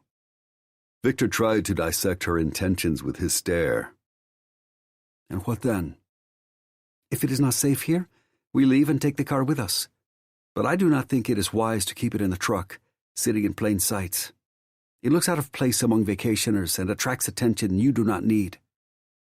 A grudging grunt told her that he hadn't thought of that, but he didn't disagree. When you reach town, go see Gustavo Pastrana. He is a mechanic. Tell him I need a favor and to make me space in his warehouse. As much as Layla didn't want to associate with others on Victor's behalf, she had to appear like his ally, and it gave her an excuse to put miles between her and Victor. All right. While you're in town, pick up food from the market. I'm starving. Layla wanted to remind him that she was his partner, not his slave, but that argument would be lost on him. Instead, she lowered her guns and chose a tactic he would understand. I cannot be your eyes and ears in town if I return here. He mulled that over, then pulled out some bills from his pocket. True. Besides, others who were once loyal to Emilio will be arriving soon. You go buy some clothes, a hat too. Disguise yourself. Find a place to stay. Blend with the locals and listen in on them. No one will see you as a threat. As long as Montia's hitman couldn't tell at a glance that she was the woman who had distracted the security guards so Victor could steal the car, she should be safe. Not only would the sicarios never see her as a threat, they wouldn't even look at her twice if she seemed like just one of the townfolk. That will be best. With this money I will also buy a phone so I can call you if I hear anything important. Victor glared at her in warning. Remember, if you betray me, your sister will pay dearly. You know I am well versed in causing pain. He was, along with degradation, humiliation, and terror. I will do anything to spare Valeria. The smile that stretched across Victor's face was nothing short of superior. Go. Layla didn't give him time to change his mind. Despite the fact the sun would set in less than 2 hours, she went in search of her clothes and the flip-flops she'd found abandoned at a park on their way to Orlando, then hustled out the door. The February afternoon was temperate, much warmer than Louisiana. She'd missed Mexico's warmth and the tropical vegetation where trees lived. But if you had a choice between the sun and the man, which would you choose? Trees, always. The sun sank lower as she reached the sleepy little village. Layla found a woman selling clothes from a table leaning against the side of a rundown building. She negotiated the purchase of a flowing, lace-trimmed skirt and a matching blouse, both in white. On the next street over, she picked up more underwear, some toiletries, a floppy hat, sunglasses, and a burner phone. After she donned her new things in the store's restroom, she spent a little more money on a street taco that tasted like heaven and pocketed the rest of the cash. It bothered her to take anything from Victor, but she was doing a job for him, watching his ass. That should pay well. As far as she was concerned, they were even. As she ate, Layla set up the phone, then stared at the plastic device longingly. But she didn't dare reach out to her sister until she secured a location for the stolen car and found a place to lay her head for the night. And she couldn't tell Valeria where she'd gone. The less her sister knew, the less danger she would be in. What about trees? Will you call him later, too? As much as she ached to. No. What would she say? How could she possibly apologize? Or atone? With the final rays of sunlight, she finished eating and sauntered up one of the town's narrow streets, looking for both Gustavo Pastrana and a place to stay. The mechanic was easy to find. He looked close to her age with tattoos that covered him from his neck to his fingertips. He eyed her with blatant appreciation that made her uncomfortable, until she dropped Victor's name. Then he was suddenly all business. "Is he in town?" Gustavo asked. Layla had no idea how much Victor trusted this mechanic. His ink suggested he'd been more than a little involved with a cartel or two in the past. She didn't remember him from Emilo's compound, but that meant nothing. Her late brother-in-law had employed men all over his territory. And if Victor intended to let this man hide a rival's $50 million car, didn't that suggest he trusted Gustavo on some level? "Soon," she hedged, just in case, offering a smile to an older man who passed them, eyeing her suspiciously. "Papa, finish cleaning inside. I will take care of everything out here," Gustavo told his father in rapid-fire Spanish. The older man merely scowled and nodded before disappearing inside. Through a window, Layla watched the old man wipe down a counter and reach for the ringing phone as Gustavo went on. "Don't mind him. He's getting grumpy with old age. So what does Victor need?" "Do you have a space in your warehouse to store a car?" Gustavo lit a cigarette and took a long drag. "What can you tell me about the vehicle?" Why did he want to know? "Nothing. He simply sent me ahead to ask if you had room." The mechanic looked her up and down. "He's fucking you, I presume. You're a pretty tasty treat after all." Everything inside Layla urged her to step back. Hell, to turn and leave. But since she'd been Victor's possession once, she knew his expectations. So would this man, most likely. Cowering from any of his friends would only earn her ridicule and punishment, even allowing this man access to her body. She would be better off playing along. "Naturally. Can you help him?" He took a drag of his cigarette and blew out his smoke. "Yeah, tell him to bring it." She nodded, hoping the car would be secure here. "I will let him know." Layla thanked him, then quickly called Victor with the news. "Good, I'll bring the truck," he told her. "Are Mantia's thugs looking for me around town?" "I have heard nothing yet." Though she hadn't exactly asked, and it was entirely likely there were eyes and ears everywhere. "But I am still gathering information." Victor grunted, then hung up. Grateful that was over, she wandered down the street toward what looked like a local hotel. The pastel building was a bright, two-story structure surrounded by lazily swaying palms. A series of tiki huts outside added to the resort-like feel. The one beside the pool seemed to double as the bar. The other, just beside it, had been set aside for relaxation and games. She bypassed them and went in search of the office. Hopefully it wouldn't be too expensive to stay here, since it was the closest hotel to town. The others were near the beach. As she approached the little office with the loud air conditioner humming from the wall, she passed under an awning. Out of the corner of her eye, she saw a pair of men emerge from one of the rooms. One looked well-built and athletic as he settled a hat on his head, but it was the other who caught her attention. Broad and startlingly tall and achingly familiar. Trees. Shock sucked the air from her lungs. He was here? How had he found her? And how would she muster the strength to walk away when all she wanted to do was run into his arms? For his sake, she had to. As if he was attuned to her, Trees suddenly turned. His stare zeroed in on her, swallowing her whole in a glance.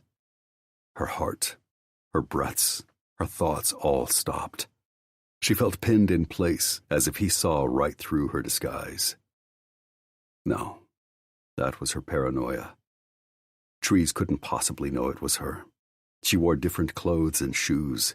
She had donned sunglasses and a hat. At most, he would think she was a stranger who looked like her.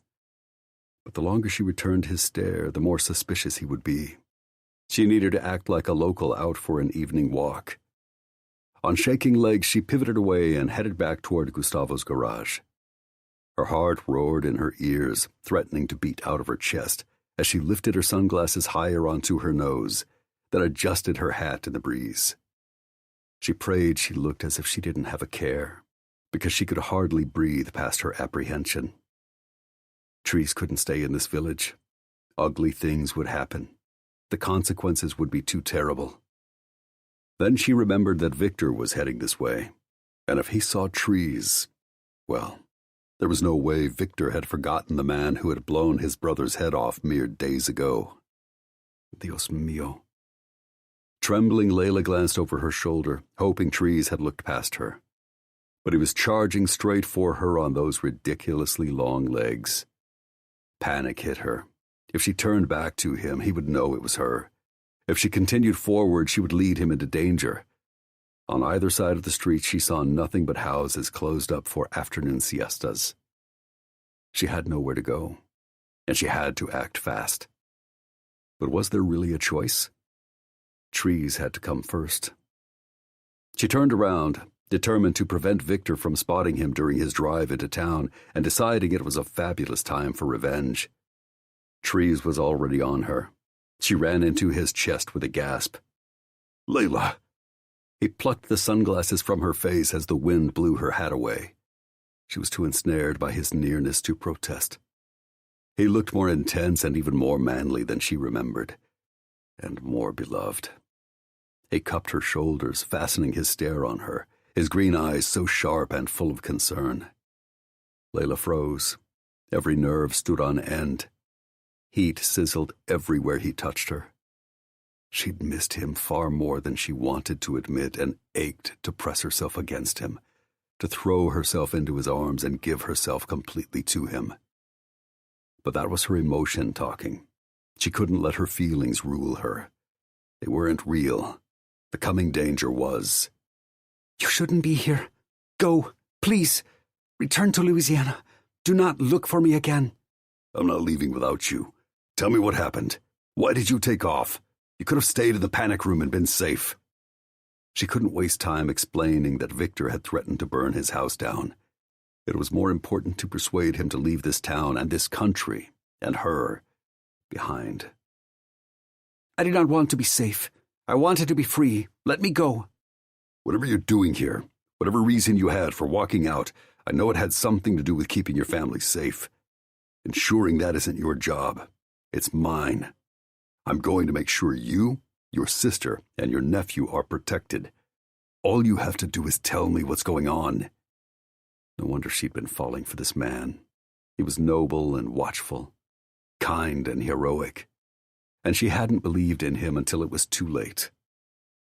You never know what you've got until it's gone. And like a fool, she'd spent so much of her time with him scheming to escape. She had only ever let herself believe in him for a few moments in the dark, in secret, when he'd made love to her after killing Hector. For that one night she had closed her eyes, pretended to be a woman without a violent past, and given herself to Trees completely. Layla shook her head. "There is nothing to tell. I do not want you here. Go and leave me be." "Trees?" the other man in the cowboy hat called with a bob of his head up the street. On the corner, Gustavo stood, watching their every move. Layla tried not to panic, but the mechanic would call Victor, who was likely already on his way. There would be violence, and since not many men were as tall as Trees, Victor would know immediately who had come to town and why. Before she could wriggle away, Trees plucked her off the ground. As if she weighed nothing, he carried her between the nearest two houses, ignoring her struggles, until they were out of Gustavo's sight. He pushed her against the wall, palms beside her head, caging her in. "I will never leave you. I will never stop coming for you. So tell me why you went with Victor. Let me fix it. Then I'll take you home, Layla, and I'll love you for the rest of my life." His words wrenched her heart. There was nothing she wanted more than to throw herself against him, arms and legs clinging, as she lost herself in him and pretended danger didn't exist. Impossible. Tears welled in her eyes. She tried to blink them away, but she wasn't quick enough. As one rolled down her cheek, she bit her lip to hold in a sob and tried to wrench away before he saw her weakness. Too late. "Layla." His rough voice caressed her. He cradled her head in his massive hands. fingers thrusting into her hair. "Little one." She was powerless to stop him when he surged forward and covered her with his big body, plastering her against the wall. He captured her lips with his and swallowed her whimper as she opened helplessly to him, welcoming the press of his mouth and the drive of his tongue. She clung to him. As she drowned in his kiss, she dug her nails into his shoulders, silently begging for more as she writhed to get even closer. For one selfish moment, she ignored everything, fearing that now would have to last her for the rest of her life. Trees groaned as he plunged deeper. The sound reverberated through her body. Time stood still. Everywhere he touched her, he seared her, and she welcomed it. Even if the sun was hotter in Mexico, this was the first time she'd felt warm since Trees had left for his mission 2.5 endless days ago. Layla basked in him, breathed with him, welcomed the blistering heat of him. If she hadn't been sure how she felt about Trees before, now it was clear. She loved him. Granted, she had nothing to compare these feelings to. She'd always loved crisp morning breezes in spring, vanilla in fresh-baked cookies, and sea foam on the sand. But this was so much stronger. She loved him as completely as she loved Valeria or Jorge, but this love came with a passion that was unlike anything she knew. She didn't have words to describe it, but having felt it, having acknowledged it, she knew she would never be the same. Together they panted and clung. Trees dragged his hands down her back until he cupped her backside and lifted her. She couldn't stop herself from spreading her legs and welcoming him in between, wrapping her arms around him tighter and, since she could never speak the words aloud, telling Trees she loved him with her kiss. He yanked away and stared into her eyes, breaths rough. "Come back with me." Layla was so tempted. Some part of her wanted to rail that stopping the cartels wasn't her responsibility, that she had already suffered at the hands of Tierra Caliente. Why should she now have to rip out her heart and play the hero? It wasn't fair. Unfortunately, life wasn't. If she wanted safety and justice for her family, there was a price. To protect Valeria and Jorge, the cost would be her heart. "I cannot." She pushed him away. "You have to go." "God damn it, Layla. Tell me what the fuck is going on. Buddy, there's a truck coming. It looks like the one Trevor and Ghost said they spotted before it disappeared across the border," the cowboy said, standing less than a dozen feet from them, blocking the view of anyone on the street. Terror chilled Layla's veins. Victor was here. Gustavo would fill him in. Then all hell would break loose. "Go, please, now. Don't let Victor see you." "Where is that son of a bitch?" Trees craned his head around to scan the street, all while covering her with his body. If they had more time and she wasn't convinced that Trees would put himself in danger to save her, she would have spilled everything to him. Why she'd left, what her plans were, how she saw this nightmare ending. She might also make promises to return to his life, his arms, and his bed. But if she said any of those things, he would not only risk himself, he would do it full throttle, holding nothing back, until the cartel put him in the ground. If Victor couldn't find the smarts or the guts to kill Trees, Montilla would. Emilo's ruthless father definitely had the resources and the cojones to get it done. "Do not do this. Please, leave it alone." Trees turned back to her with a scowl. He wasn't going to let her go, despite her pleading, despite the cowboy telling him danger was approaching. "Like hell. Why did you help Ramos steal Montilla's Ferrari?" She would have to make him want to leave. Layla took a deep breath and forced herself to look him in the eye. "Because he wanted it, and I thought he would look sexy driving it." Sexy? Something inside her died as she forced herself to lie to him. "Do you always believe every sad story a woman tells you? I have been with Victor for a long time. I am attached to him. When he came for me, I saw the chance to return home and resume my life. Of course I took it." Trees looked at her, dumbfounded. You want to be with him? Of course. I always have.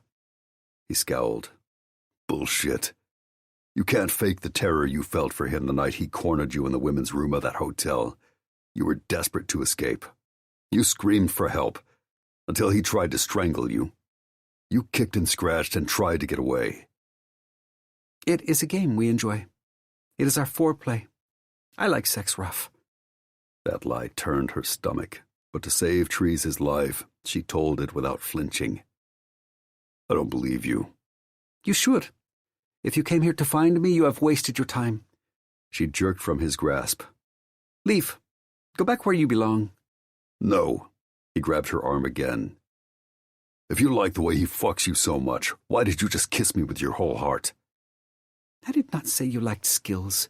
Your abilities between the sheets are quite good and kept you happily believing everything I told you. She shrugged. But Victor does me better. That's a lie. If that is what you need to tell yourself.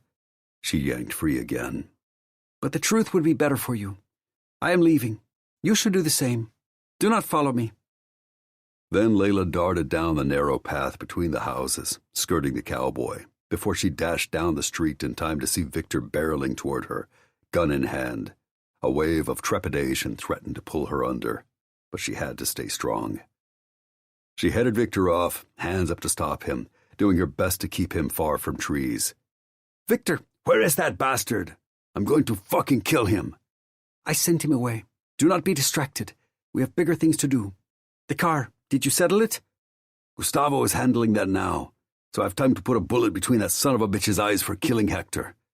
He shoved her out of the way. Where the fuck are you, Scott? God help Trees if he was foolish enough to seek a fight now. It would be his demise. He didn't know how dirty Victor fought.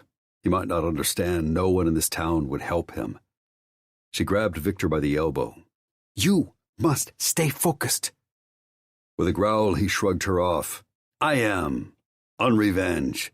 He will pay for all he's done. Hector was reckless. He and his wife kidnapped a baby with plans to end her little life. Victor turned to glare at her as if she was half-witted. I know. I helped them. Who gives a shit about a baby? Oh, you think Scott is noble for saving the poor innocent child, don't you? That makes him heroic in your eyes. But he still forced you to his bed, didn't he? Layla let the lie stand. If she told Victor the truth, he would only come after Trees harder. Your fight is now with Mantilla, so you can take over the cartel. Ignore your petty tiff with that nobody of a paid mercenary. He can do nothing to stop you once you become the leader of Tierra Caliente. You will be untouchable. But you will fail if you let yourself be distracted. Victor stopped and looked around the street as if he saw nothing and no one. I don't see Mantilla anywhere. I have plenty of time to end the asshole who killed my brother. He gripped her arm. Who dared to touch what is mine? Layla blanched.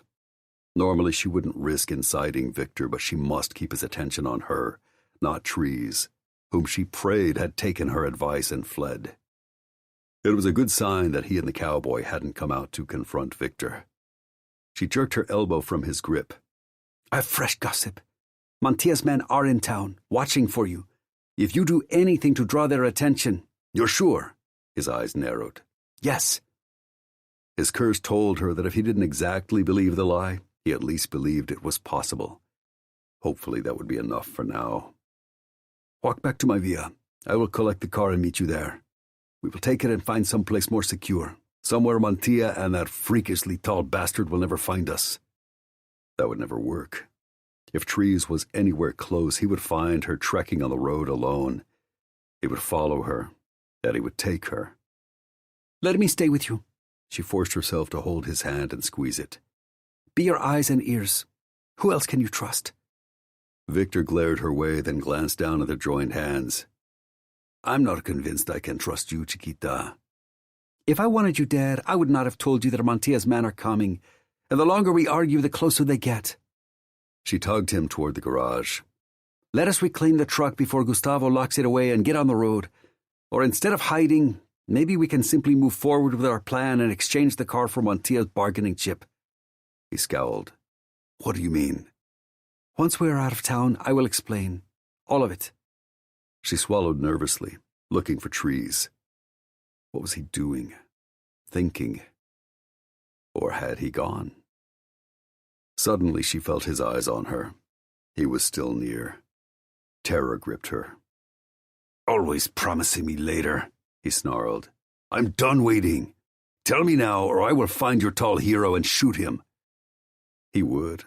Layla had no doubt. Her heart stuttered. Once she revealed her plan, she would have little leverage left over Victor. He would no longer see her as a partner, just an expendable nuisance. But his mistreatment or his bullet was better than watching Trees die. Mantilla is holding a prisoner. The Edgingtons, who own EM Security. Geraldo abducted their sister Kimber and is keeping her captive. We can use that against him. "That's it?" he thundered. "That's your bargaining chip. I already knew he has her. That's not useful." Layla blinked. She hadn't considered the possibility that he knew of Kimber's abduction. But it made sense. If he had a spy on the inside, it was possible he'd already been tipped off. Carajo. She had to think fast. The tactic that always worked best was to stroke Victor's ego. "Of course you are aware of the captive. I merely suggest you use her as leverage so she goes from being a bargaining chip Mantilla would use to force EM Security to give up my sister's location to a liability that could weaken them, perhaps even prove their downfall. All orchestrated by you. If you succeed, there are few who would challenge your right to run the cartel." Victor stared at her as if he could see through her. Abruptly, he snaked one hand around her nape. The other clamped down on her jaw. He jerked her closer against his body until his angry face hovered, a mere inch above hers. His threat was clear, but still he spoke it aloud. "If you're full of shit, if you're playing me, I will kill you, Layla. And I won't give you a polite double tap to the head. I'll rape you. I'll starve you. I'll torture you. I will make you beg for the end, and I will not give it to you. I will let you wonder how long I intend to keep you alive to use for my perverse amusement. The answer will be until I get bored with your suffering, and that may be never." She didn't want to be afraid of Victor, but he never made idle threats. Once her plan backfired and he realized she'd been using him for her own ends, with every intention of feeding him to Mantilla, he would do exactly what he warned. Suddenly, Trees emerged from between the two houses, gun drawn, barreling toward them with ground-eating strides. "Get your fucking hands off her! Now!" Trees watched Layla and Victor Ramos exchange words. He couldn't hear what they said, but it sure seemed like a fight, and he didn't like how the angry son of a bitch was looking at her. But when he tried to jump out from between the two houses and intervene, Matt jerked him back, one hand wrapped around his arm, the other fisted in the back of his shirt. He was breathing hard. "Don't do it! Let me the fuck go!" Trees growled. "So you can commit suicide?" "No. I'm supposed to make sure you get back in one piece." He tugged against Matt's hold again. "We're supposed to bring Layla back, too. You heard her. She doesn't want to come back with you. Let her go. She's lying. She's trying to protect her family." Then he realized Layla had thrown herself into Victor's path moments ago, and that had nothing to do with saving Valeria. "And me. She means to shield me. She's got some scheme. Fucking listen to yourself, man," Matt growled in his ear. "I know you want to believe she's good and noble, but it's possible that after years with the cartel, she's warped. She's getting what she wants, and she played you." The words went in Tree's ears and right back out. "You don't know her. Maybe it's time to consider that you don't really either. You spent a few days with her, and you, what? Spent a few nights with her too, I guess. None of that makes you an expert. You trying to figure out this situation on the fly doesn't make you an expert either. Why don't you do us both a favor? Shut the fuck up and let me handle this. No, you're in too deep. You're not thinking straight. You don't know me. I know what being compromised looks like. I'm staring at it." Suddenly, Victor grabbed her neck in one hand, her jaw with the other, and yanked her against him, looking furious as hell. Then he snarled something in her face that made her tremble. Trees was done. Matt and his caution could go fuck themselves. He elbowed the other operator, then twisted from his grip and shoved him back. "You don't make my decisions. If you're afraid, stay the fuck out of this." Then he emerged onto the street, gun drawn. "Get your fucking hands off her, now!" Victor sent him a nasty smile, like he had something horrible planned he would thoroughly enjoy. Suddenly he whirled Layla around, flattening her back against his chest to use her as a human shield. Then he raised his gun to her temple. What, Scott? Whatever you're planning, I'll shoot her, and her death will be on your hands." Trees risked a glance at her. Her body went tense. For a moment she looked terrified. Then she breathed, and the expression disappeared. Like she wasn't afraid of him anymore, or as if she enjoyed the way the danger made her heart race. Did Layla actually get some sexual thrill from the adrenaline rush?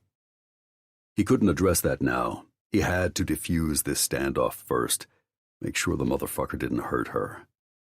"I don't care about Layla, except that I've been hired to bring her back. Hand her over and I'll let you live," Trees told Victor. The thug scoffed, then gave him a condescending laugh, right before he jerked the gun from Layla's temple and aimed it directly at him. "Fuck off and die!" Then he pulled the trigger. Chapter 4. Trees recoiled as if he'd suffered a mortal body blow. Layla screamed, watching helplessly as blood sprayed from his right side. Then warm wetness splashed across her cheek. A splatter of red stained her pristine white blouse. He stumbled back. Horror filled her as he tripped on his huge feet and toppled back, falling like a giant redwood felled by an axe. As he hit the ground, his head smacked the asphalt with a sickening thud. His eyes slid shut. His body went limp. His gun fell from his lax grip. He didn't move. "Trees!" she screeched, wildly elbowing Victor. As soon as Layla got free, she skidded to her knees and crawled the remaining distance between them. Her heart raced. She trembled, tears stinging her eyes as she felt her way up his body. On his right, she encountered something warm and wet. When she lifted her hand, blood coated her fingers. Panic surged. "Trees!" He didn't answer. He didn't even twitch. That terrified Layla even more. His chest moved with each breath and his pulse was seemingly steady, too. She was grateful for that. But he exhibited no other signs of life.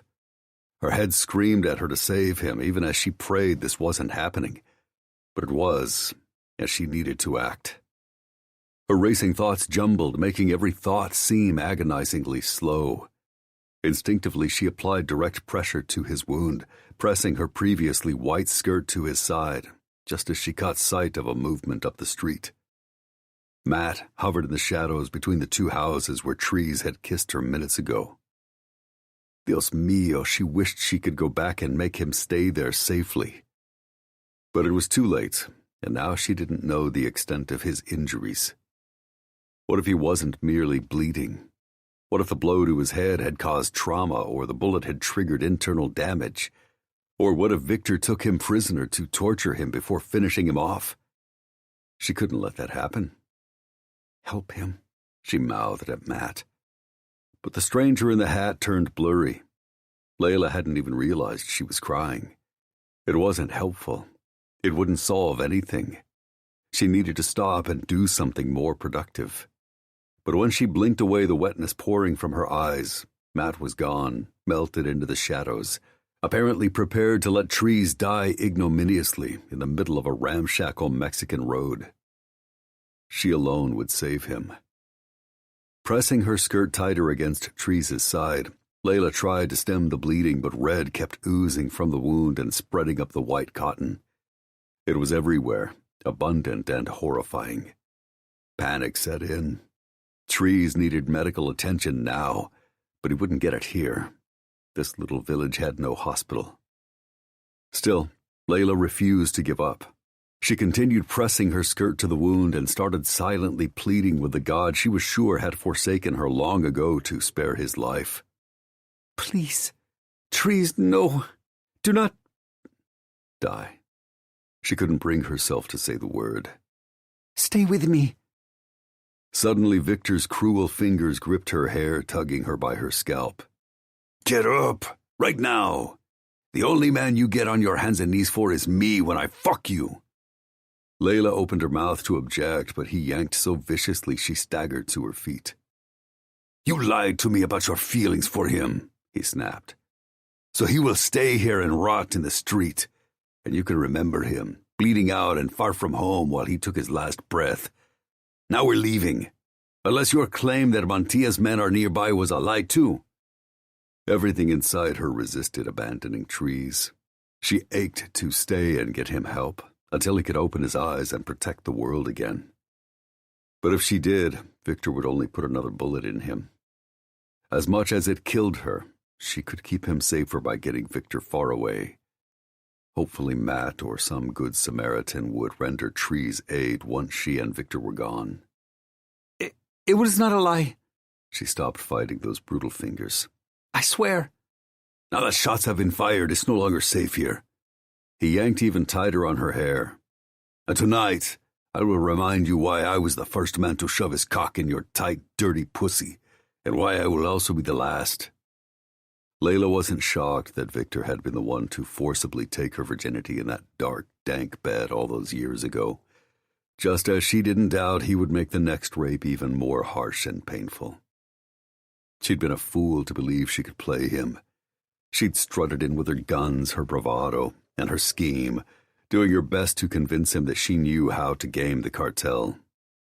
He'd bested her instead, pretending to be her partner, saying he no longer cared about owning her body. He'd merely placated her for the bargaining chip she'd sworn she had.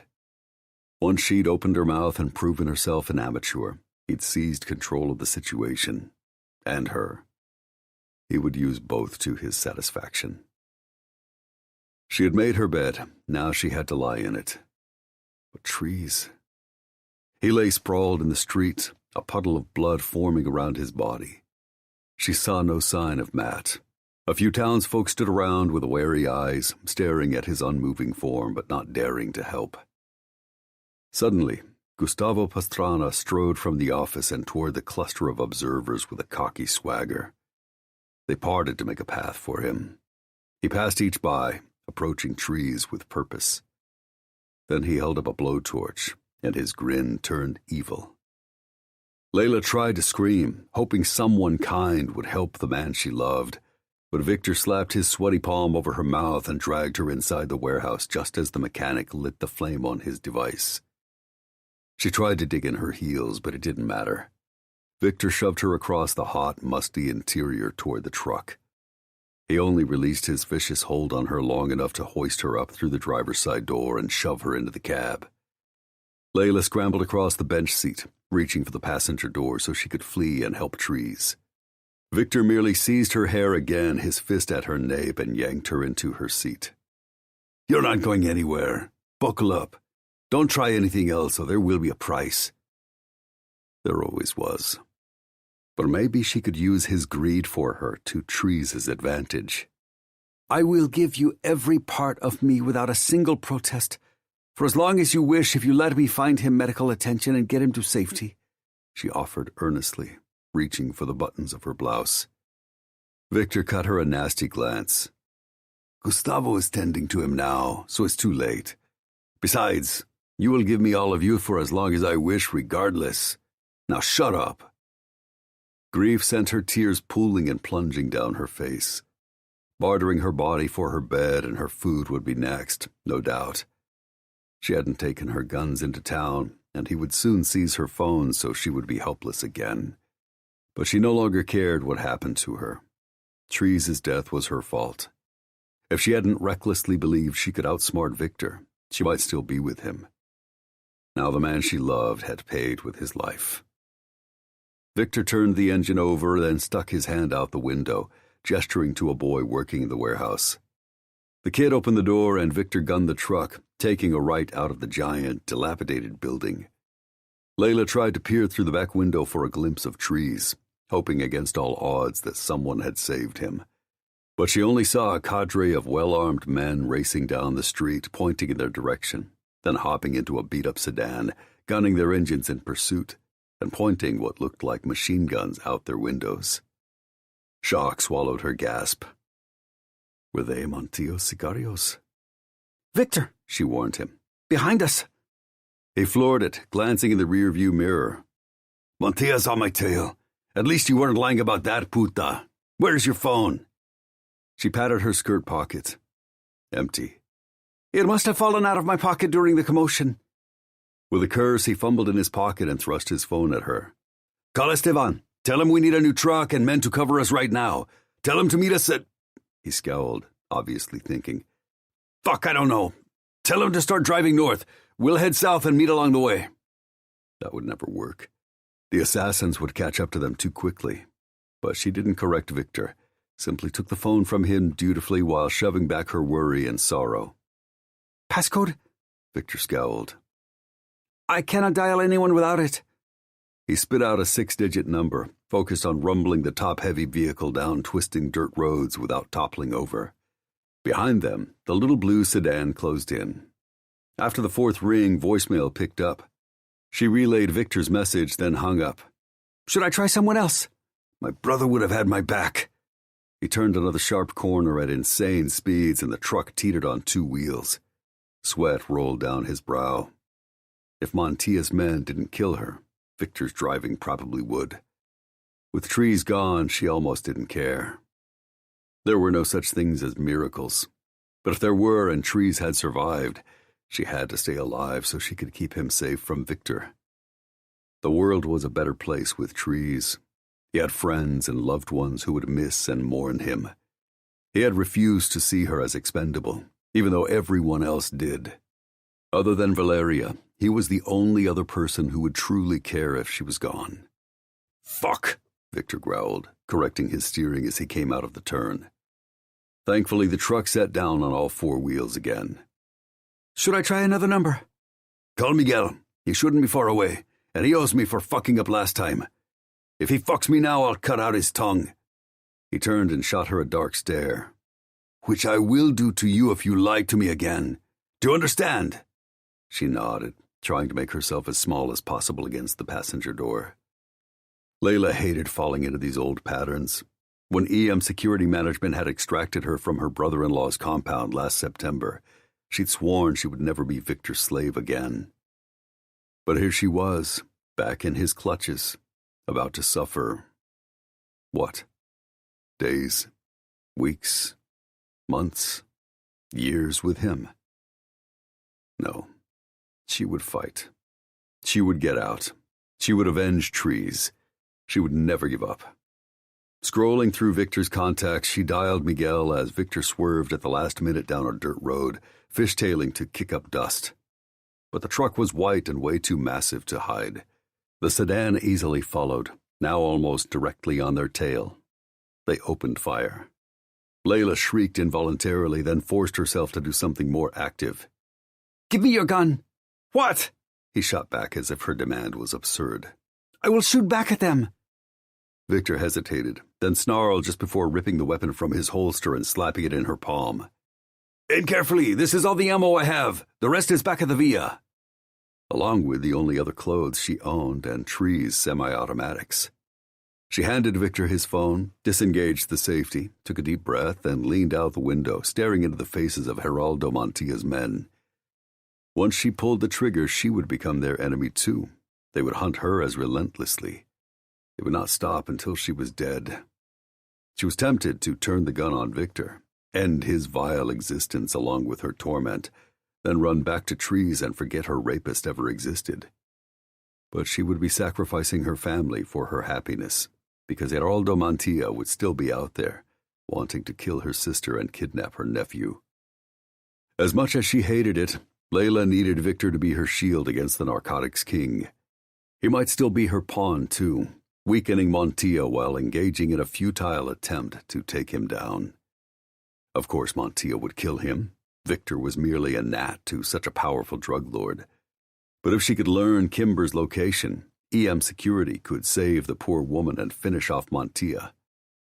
Only then would she and her loved ones have any hope of a future. Beside her, she heard Victor bark at Miguel. She turned to find more sweat dripping down his brow as he navigated the winding road with both hands, his phone wedged between his shoulder and his ear. Layla swallowed, clandestinely engaging the safety again, then pretended to struggle with the weapon. Victor ended the call and scowled her way. "What the fuck are you doing? I cannot fire the gun. I do not know why." She huffed for effect. "Because you're a stupid whore. Give me that." He yanked the weapon from her grip and flipped the safety off. "Hold the wheel." Was he crazy? They were driving over 100 miles an hour, bouncing painfully down something that seemed more like a twisting dirt path than an actual road, and he wanted her to steer with one hand? Still, what choice did she have? "All right." She gripped the wheel, hoping this wasn't where and how her life ended. Victor leaned out the window and started firing. A glance in the rearview mirror told her he hit nothing. He let out an ugly curse. Up ahead, she saw a river that looked at least a few feet deep. "Victor, I have an idea." "What the fuck do you want?" he shouted as he took his next pot shot at the hitman. "What if we drove through that river? The truck is much taller than the sedan. Perhaps we will make it?" He slammed back into the driver's seat, tossed the gun between them, and jerked the wheel from her grasp as he scanned ahead. "And they will get stuck. It might work. Perhaps you will eat tonight after all. Hold on to something." Layla did, clinging to the door with one hand, the dash with another, her teeth jarring as they rumbled down the road, straight toward the river. A bullet pinged off the door inches from her. She bit her lip to hold in a scream. Finally, they reached the water and plowed into it, sending up a big splash that doused the windshield. Water poured in through the window Victor neglected to close, and he let out another frustrated curse. The gun between them bounced and slid across the seat. She grabbed it. He ripped it from her hand. "Don't get smart. Sit there and don't move until we lose them." She would do it, he said, until she figured out how to either gain the upper hand or slit his throat. Beside them, the water rose along the sides of the truck, first covering the rims, then the tires, before the tide inched up the doors. Would they be swimming to the shore and abandoning the $50 million car while dodging Mafia's bullets?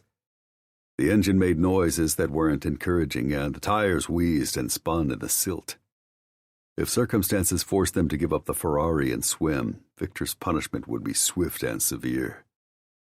Panicked, Layla started looking for other ways out of this mess when she realized two things. First, as they inched forward, the water level was beginning to recede. Second, the sedan remained impotently on the other side of the river, its profile too low to travel across. Thankfully, she saw no bridge in sight. Finally, they made it onto the shore, plodded down a dirt path littered with vegetation, then finally found the remnants of an old road. They were free, for now. "That was too fucking close." Victor swiped at his sweating forehead. Layla seized the opportunity. "I told you Mafia's men were in town." "But you lied to me about your feelings."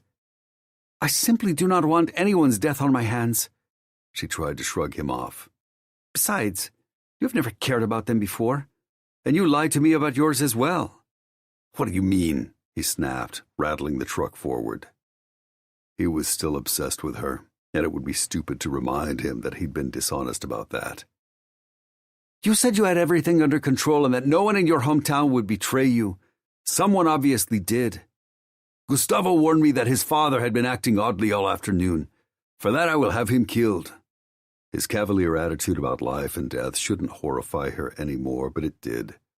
"Gustavo or his father?" "Both. Neither are of use to me anymore. Now shut up. I need to think." Layla said nothing for hours, not as they wandered into another town, finally met Miguel with another truck, transferred the car, then made their way to another village, where he found a cheap motel room. From the glove box, he produced a zip tie. Then he grabbed his gun and skipped dinner, buying a bottle of tequila instead. Now that the adrenaline rush and chaos were over, all she could think about was trees. Was there any chance Matt or a bystander had helped him? Or had they all simply let him be tortured by Gustavo's blowtorch while he bled out and died? How would she ever know? Maybe she didn't want the terrible details. The thought of him being tortured and killed filled her with an empty, aching hole. Layla didn't know how she would ever plug up that horrible well of grief. Inside the roach-infested motel, Victor zip-tied one of her wrists to the headboard attached to the wall. Then he flipped on the TV. "Something for you to watch while I take a shower. Then you'll take yours." He looked her up and down. "And lose those clothes." "I have nothing else to wear." His sly smile said that was completely on purpose. "Oh, well." She shuddered as he disappeared into the bathroom. Then she saw his phone on the nearby table. It was a stretch, but she could reach it. Layla scraped half the skin off her hand getting to Victor's phone, but she managed. Thankfully, she'd made a mental note of his passcode during their getaway. Though she knew her sister's number by heart, Layla didn't dare call her. Victor would know, and he would have a direct line to reach her. It was too dangerous. Instead, she reached out in the same way she had once used to escape Emilo's compound. She launched the game Valeria loved to play and found the connect feature. Fingers shaking and tears streaming, she typed out a message. Text. "Hermana, I am with Victor in a motel in Mexico, south of La Pesca, inland from the coast. He killed trees. Tell EM Security I am sorry. I will touch base again when I can. No, I am trying to escape. Do not worry about me. Protect yourself and Jorge. I love you." Text. She hit send and stared at the message string. It was foolish to hope Valeria would answer now. Maybe tomorrow. Maybe next week. Her sister didn't play this game every day, and it was late. To her shock, a bubble with 3 dots inside appeared next to her sister's screen name. Layla swiped at her tears, her heart racing as she waited. The water cut off in the shower. Victor stepped out of the enclosure. "Type faster," she silently demanded of her sister. She had maybe a minute, no more, before he emerged from the bathroom. She needed this message almost more than she needed to breathe. She would warn trees for the rest of her life, avenge him, of course. As soon as she could put a bullet in Victor and get out of the country safely, she would. But right now she needed to know that her family was safe. Text. "I am so relieved you are alive, but I will not let you suffer Victor again. When you pinpoint your location, tell me. I will get word to Trees. He did not die. He is still in Mexico, planning to rescue you tonight." Text. Layla's eyes nearly popped from her head. Trees was alive. Shock pinged through her veins and her mouth gaped. How was that possible? Who had helped him? It didn't matter. He was alive. New tears, happy ones, trembled on her lashes. But reason tempered her thrill. Trees must be injured. He had nearly been killed. He shouldn't try to save her now. She couldn't let him. The last time had nearly been his death. This time, Victor would leave nothing to chance. She had to stop Trees. Victor jiggled the handle of the doorknob. She wished she had time to reread her sister's message. Had she truly read it right? But the door squeaked as he opened it. Biting back a gasp, she closed the app, darkened the phone, then settled the device on the table. She nudged it just beyond her reach, hoping that would allay Victor's suspicions. As she sat on the bed again, he emerged around the corner, looking between her and his phone with narrowed eyes. "What are you up to?" "Nothing," she fidgeted. "Trying to get comfortable." As if the notion of her well-being bored him, he shrugged and produced a blade. She flinched as her fear spiked, but he merely cut the zip tie and gestured her toward the bathroom. "Shower now, then you can get comfortable. On your back with your legs spread. I want that pussy." Since he had the upper hand, for now, Layla nodded meekly as he opened his bottle of tequila and sat on the bed, watching her with a leer. Best not to infuriate him. It was more important to live another day so she could get revenge and escape. After she ensured Trees didn't risk his life for her again. In the bathroom, she peeled off her clothes and climbed into the minuscule cubicle. No wonder Victor hadn't demanded sex here. In this tiny space, violating her would be virtually impossible. But he wouldn't deny his pleasure for long. Layla didn't think she could endure his touch. She could barely stand the sight of him, the smell of him. Even the idea of him made her stomach turn. She'd have to deal with that too. Keeping Trees from risking himself to rescue her came first. Since she couldn't call him or contact him through the gaming app, she had to get clever. But even if she could warn him, what were the chances he would heed her? "I will never leave you. I will never stop coming for you." He meant that. He'd already traveled all the way from Louisiana to rescue her. Why would he stop when he was less than 2 hours away, especially after Matt had likely told him that Victor had dragged her from him against her will? Layla sighed. How could she persuade a man determined to save her, who thought he was in love with her, from putting himself in harm's way again? She couldn't. Unless she gave him a reason not to love her anymore. As she rinsed the blood and grime from her body, Layla turned over ideas in her head. Nothing came to her. Until something terrible did. No, she couldn't. There must be some other way that wouldn't put Trees through hell. Like what? She had nothing else, and time was running out. This idea... Dios, could she actually find the fortitude to go through with it? Then again, what choice did she have? This was her last resort. The worst part was, after she risked everything to save Trees, he would never speak to her again. Layla clutched the wall and bowed her head, sobs racking her as if someone had opened her chest and all the emotions she'd tried so hard to hide were spilling out. She gave herself over to the gaping wound of sorrow and mourned, for the breaking of her heart, for the happiness she and Trees would never share, for the damage she would do to the only man who had ever been good and kind to her, for knowing that he would soon look at her with hate. Everything she had ever wanted or treasured slipped through her fingers. First, her freedom. Then, her mother. And now, Trees. God, would she ever stop losing?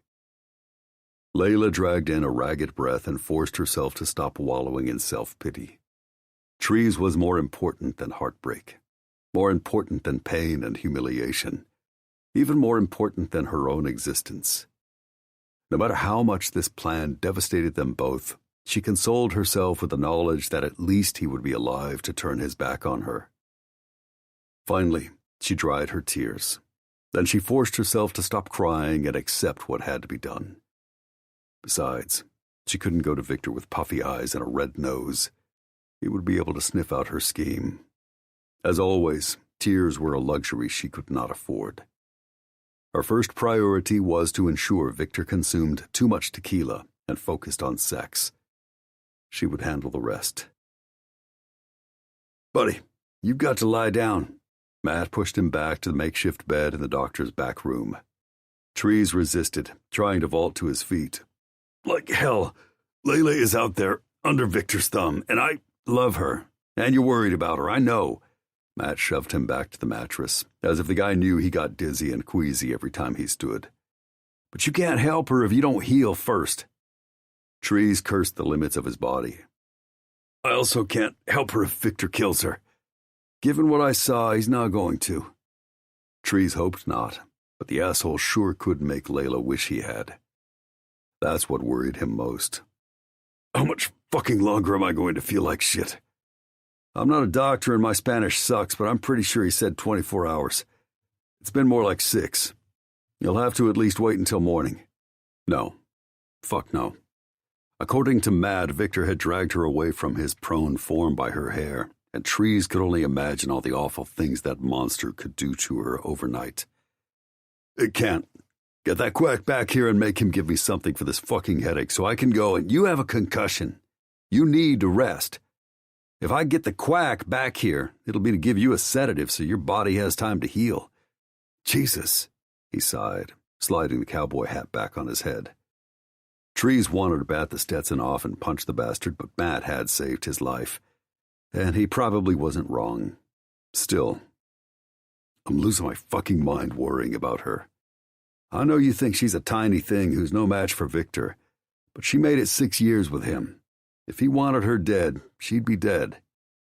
Is it supposed to be better that he just wants to rape her? No? There's no good answer right now.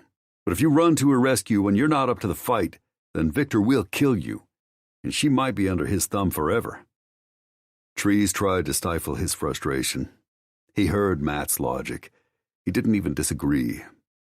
Well, he wouldn't if he wasn't so fucking worried about Layla. God damn it. Has anyone heard anything from her? Let me check in. Matt disappeared down the hall with his phone, leaving Trees to pant against his pillow, feeling clammy and weak. He stared at the yellowing industrial ceiling, lamenting that the stitches in his ribs where the bullet had grazed him and the others at his crown where he'd fallen back on his head itched like hell. At least Matt had shot the son of a bitch coming at him with a blowtorch between the eyes, then dragged him to safety. Trees was grateful for that.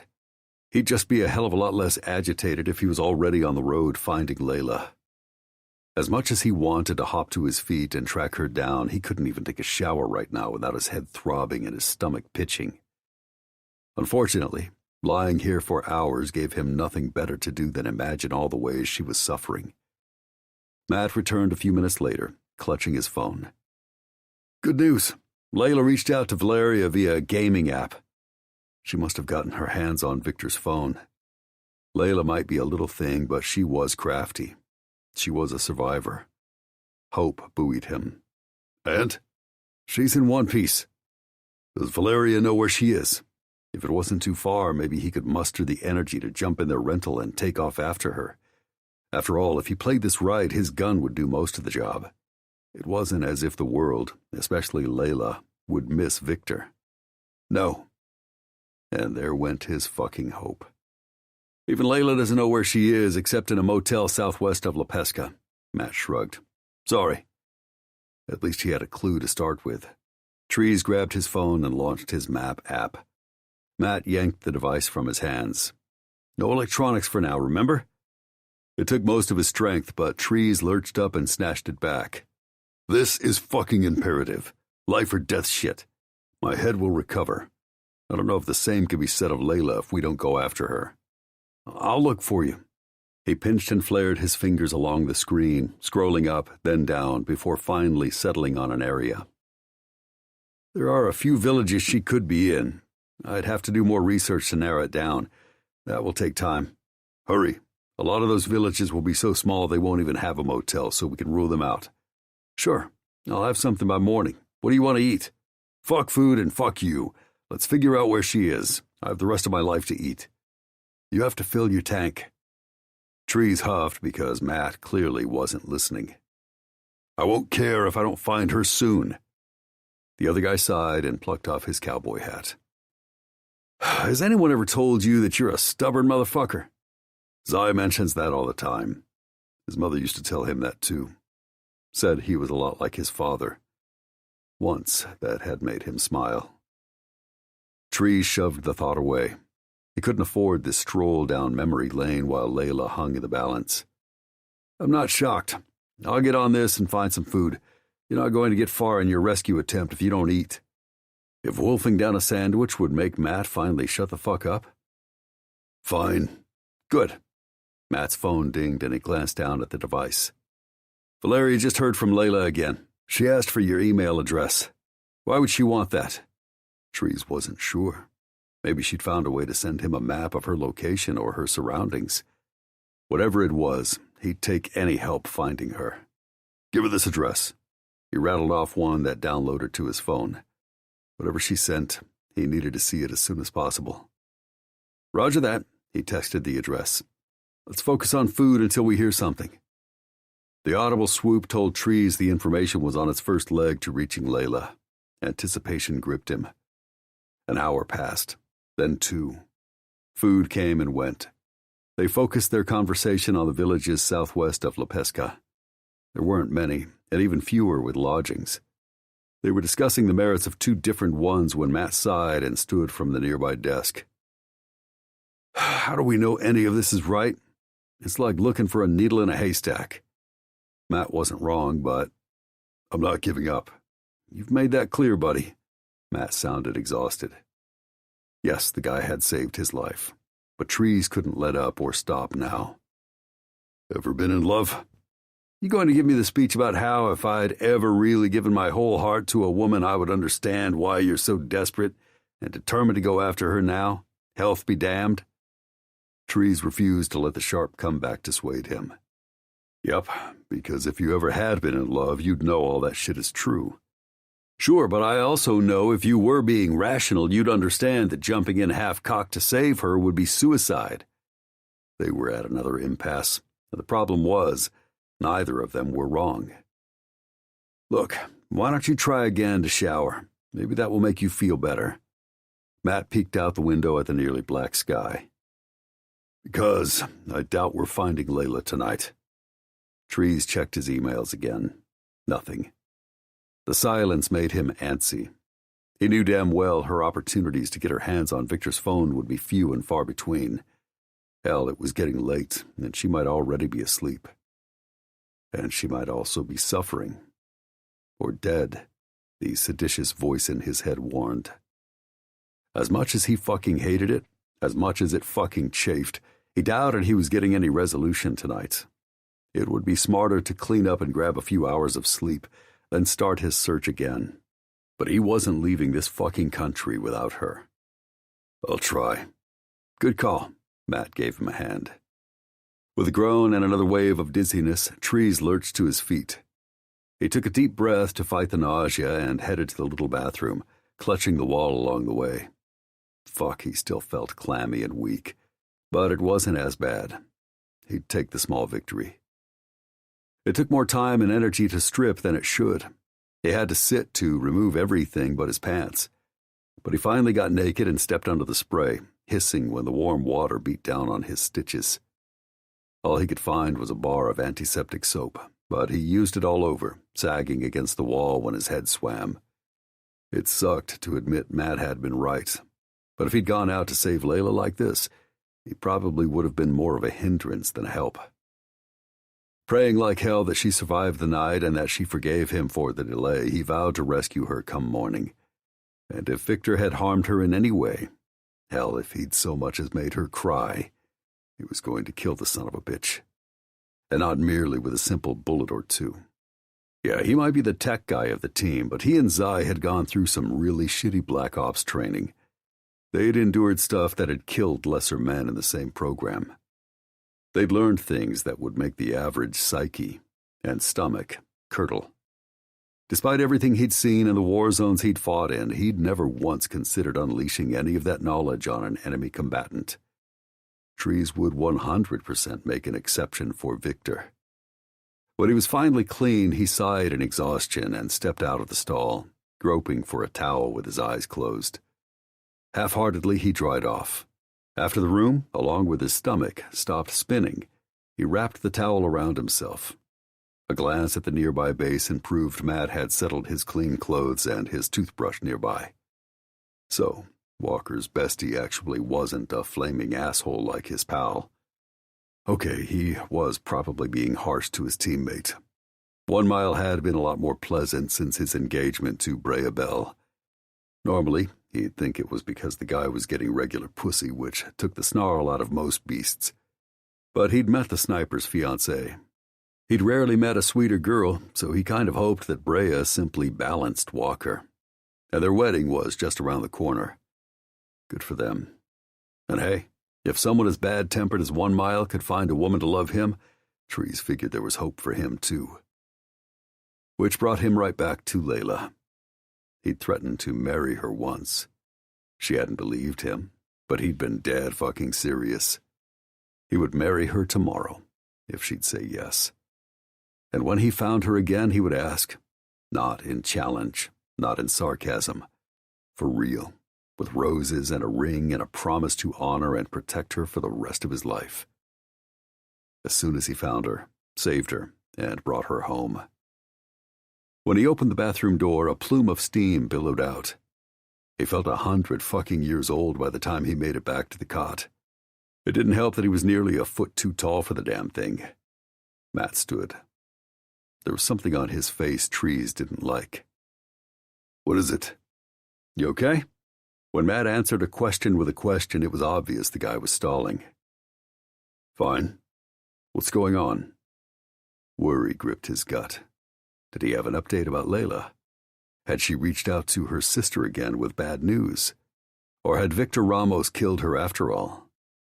"Why don't you sit down? You look paler than hell. What the fuck is going on?" If his scowl didn't make it clear he'd lost all patience, his tone should. Cursing under his breath, Matt paced to the other side of the room, looking reluctant to speak. "Out with it," he demanded. "Fine. You set your phone down with your email still open, and right after you left, Layla sent you something. I opened it, thinking it might be urgent and that I'd tell you. You snooped? Whatever her message was," Matt went on as if Trees hadn't interrupted. Admittedly, the cowboy's idea hadn't been bad, but obviously he'd found something horrible. "And?" "Buddy, I don't think you want to see this." Trees glared at Matt. "The hell I don't." Matt looked down at the phone, lying on the corner of the desk. As Trees lunged for it, Matt stepped between him and the device. "I'm serious. This is just going to fuck with your head more." Trees didn't care, and he was done arguing. This was another moment where it paid to have really long arms and legs. Trees shoved the cowboy to one side and lunged just close enough to swipe the phone. Matt stopped fighting after that and merely sighed. "Fine, be a stupid bastard. I was just trying to save you from having your heart ripped out." The hell was he talking about? Trees launched his emails and found the one from Layla at the top. The subject line read, text. "Maybe this will convince you." Text. What did that mean? Inside, the body of the email said, text. "I tried to tell you that I am happy with Victor, and you did not believe me. Get it through your head, Yankee." Text. The conversation in La Pesca ran through his head. "You want to be with him?" "Of course. I always have." At the memory, cold slithered under his skin. But there was more, a video. The still frame alone shocked him. A naked Layla smiled up at the camera she was obviously holding.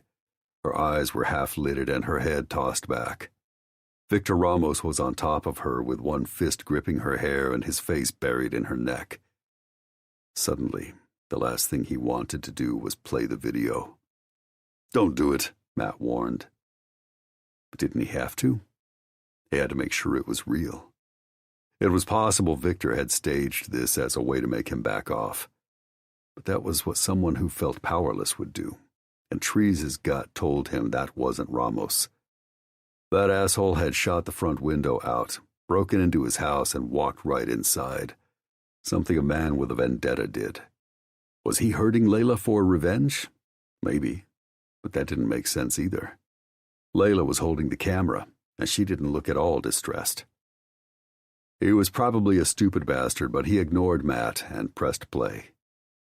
Immediately, he heard Layla panting. The camera was unsteady.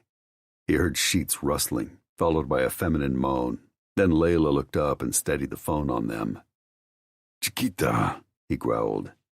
"I want that pussy." "It is here for you, like I am," she breathed, rolling her head to one side to offer Victor her neck. Yes."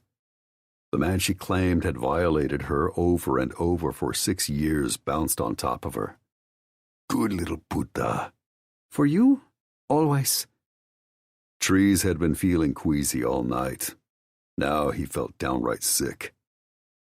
What the fuck? "Stop watching now. It doesn't get better," Matt said.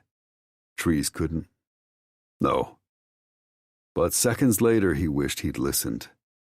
Victor gave a vicious tug on her hair and sank his teeth into her naked shoulder, hard enough to leave marks.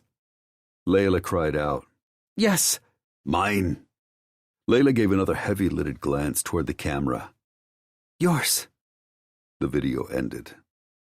Trees sank to the cot and stared at his phone, unblinking. The silence was deafening. His head provided another exchange from Lepeska he wished he could forget. You kicked and scratched and tried to get away. It is a game we enjoy. It is our foreplay. I like sex rough. I'm sorry, Matt finally said. Slowly, Trees set the phone down. His stomach turned as he tried to make sense of what he'd just seen. But it was obvious, wasn't it? She'd used her body to lure him. He'd fallen for her, and she'd played him. Pain chopped through his chest like an axe, cleaving him in two. Son of a bitch. If it's any consolation, when we saw her a few hours ago, I would have sworn she cared about you. Probably more than a little. But after seeing that video, there's no way she ever cared about me. Trees had been bullshitting himself. She was too damaged, too far gone, too used to giving her body to cutthroats and criminals to have a heart anymore, much less one capable of love and devotion. He'd just been the sucker who wanted to save her. Matt clapped him on the shoulder in sympathy. It seems that way. God, I'm a stupid son of a bitch. And how would he ever close his eyes tonight without that video replaying in his head over and over, mocking him for his stupidity? Then again, why should he be surprised? The people who had given birth to him hadn't found him particularly meaningful or memorable. He'd written home a few times during basic, but they'd never written back. He'd invited them to his graduation. They hadn't responded. He'd sent a Christmas card or two in the years after that. Nothing. Maybe he'd been kidding himself that anyone could really love him. No, you just trusted the wrong person. We've all done that, Matt sighed. What do you want to do?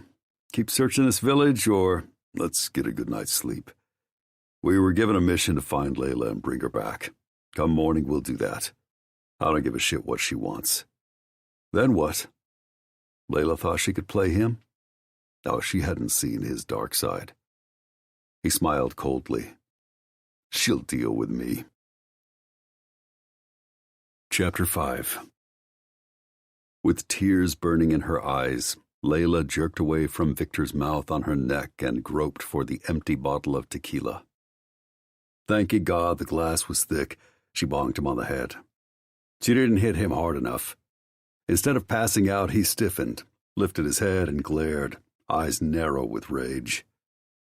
Fear flared through Layla as she dropped the phone on the nightstand and prepared to fight for her life. Yes, she knew Victor's tricks. It helped that she was more nimble and clever. But when he was this drunk, he usually passed out. Why hadn't he this time? Panic gripped her. She'd already made the agonizing choice to hurt Trees and stab herself in the heart to save him. She still had to make her sister and her nephew safe. Whatever that took, even if she had to scheme, lie, cheat, steal, or kill, she would do it so that neither Victor nor Montia threatened her loved ones again. First, she had to get Victor off of her. He had other ideas. After he wrapped his fingers around her neck with a growl, he squeezed until he cut off her air. You want to play rough, bitch? She choked, unable to answer. Not that he would care if she spoke. He'd often threatened her, but in the past few years she'd stopped believing he would actually kill her. The way he strangled her now had her changing her mind. Terror soaked her veins. She clawed at his hands and kicked for freedom. Victor didn't budge. Black spots danced in her vision. Her lungs burned. But she couldn't lie still and hope he found mercy. He had none. With her head swimming, she smacked his head with the bottle harder, praying it wouldn't shatter. This time he collapsed on top of her, now dead weight. As his hands fell away from her throat, Layla coughed and gasped in precious air, despite being trapped under his unmoving body. Dios, had she killed him? A part of her celebrated that idea, but that was her selfish desire. Victor's death would mean the loss of her pawn. That wouldn't keep her loved ones safe. A quick touch to Victor's carotid proved his black heart beat on. With a shudder of disgust, Layla shoved him off of her. He lay unmoving, face down across the mattress, with his pale backside in the air and his boxers halfway to his knees. Cabron, she spit, then backed away, trying not to hyperventilate. I hate you. You will never touch me again. Never. She forced herself to think. What next? Send the video to Trees? Yes, but did she need to if she could simply escape and return to the man she loved? That notion filled Layla with relief as she reached for the phone with shaking hands, stopped recording, then disabled the device's password. Happiness pinged to every corner of her body, until she realized that Victor would only come after her, and he would start by hunting down Trees, who would try to kill Victor on her behalf. After his injuries, she couldn't take a chance Trees would lose that fight. And she had her family to think about too. They would never be safe as long as Montia lived, and since Layla could never hope to kill him alone, she still needed Victor to at least weaken him. So escaping this hellhole and Victor wasn't a possibility. On the other hand, if she stayed, Victor might actually kill her. Then she'd be unable to help her family at all. Panic encroached again. Layla tried to breathe and think of some solution. Absently, she groped around for clothes, but her white skirt and blouse were ruined, stiff and stained with Trees' blood. Even if she could leave Victor, those garments would draw too much attention. She would have to make do with something of his. Wincing, she yanked off his boxers and donned them. Then she grabbed his shirt off the nearby chair, where he'd tossed his discarded clothes. It was musky and it smelled like him. The stench made her want to vomit, but she couldn't waste time recoiling. She had to sort through the jumble of her thoughts and decide what to do. As Layla slipped on the shirt, her thoughts drifted back to Trees. She didn't want to send him the horrible video of her passion with Victor. But she couldn't risk him coming to rescue her and running head-on into this dangerous vendetta when he should be healing. Eventually he would find a nice girl without baggage and a nightmarish past, like Madison. She would make him happy. That reality made Layla cry. She swiped at her tears angrily and retrieved Victor's phone, then forced herself to buck up and ask Valeria for Trees' email address. While she waited for the information, she edited the video to remove all the footage that would prove she'd staged the scene. As she saved that version, her sister sent Trees' email address. Taking a deep breath, Layla drafted the man she loved a wrenching lie. She sobbed as she bled each word from her heart. Trees had undoubtedly given the address in trust, hoping it would somehow help him rescue her. Certainly he hadn't imagined she would use it to tear them apart. When she finished typing, she reread it, tears flowing. She raised her finger above the button to send it, but she hesitated. She would give anything not to press send. It was unforgivable. It would murder whatever he felt for her. Yes, she'd been over all the reasons she must. But maybe there was some other way to keep Trees from coming to her rescue. What? Suddenly she remembered the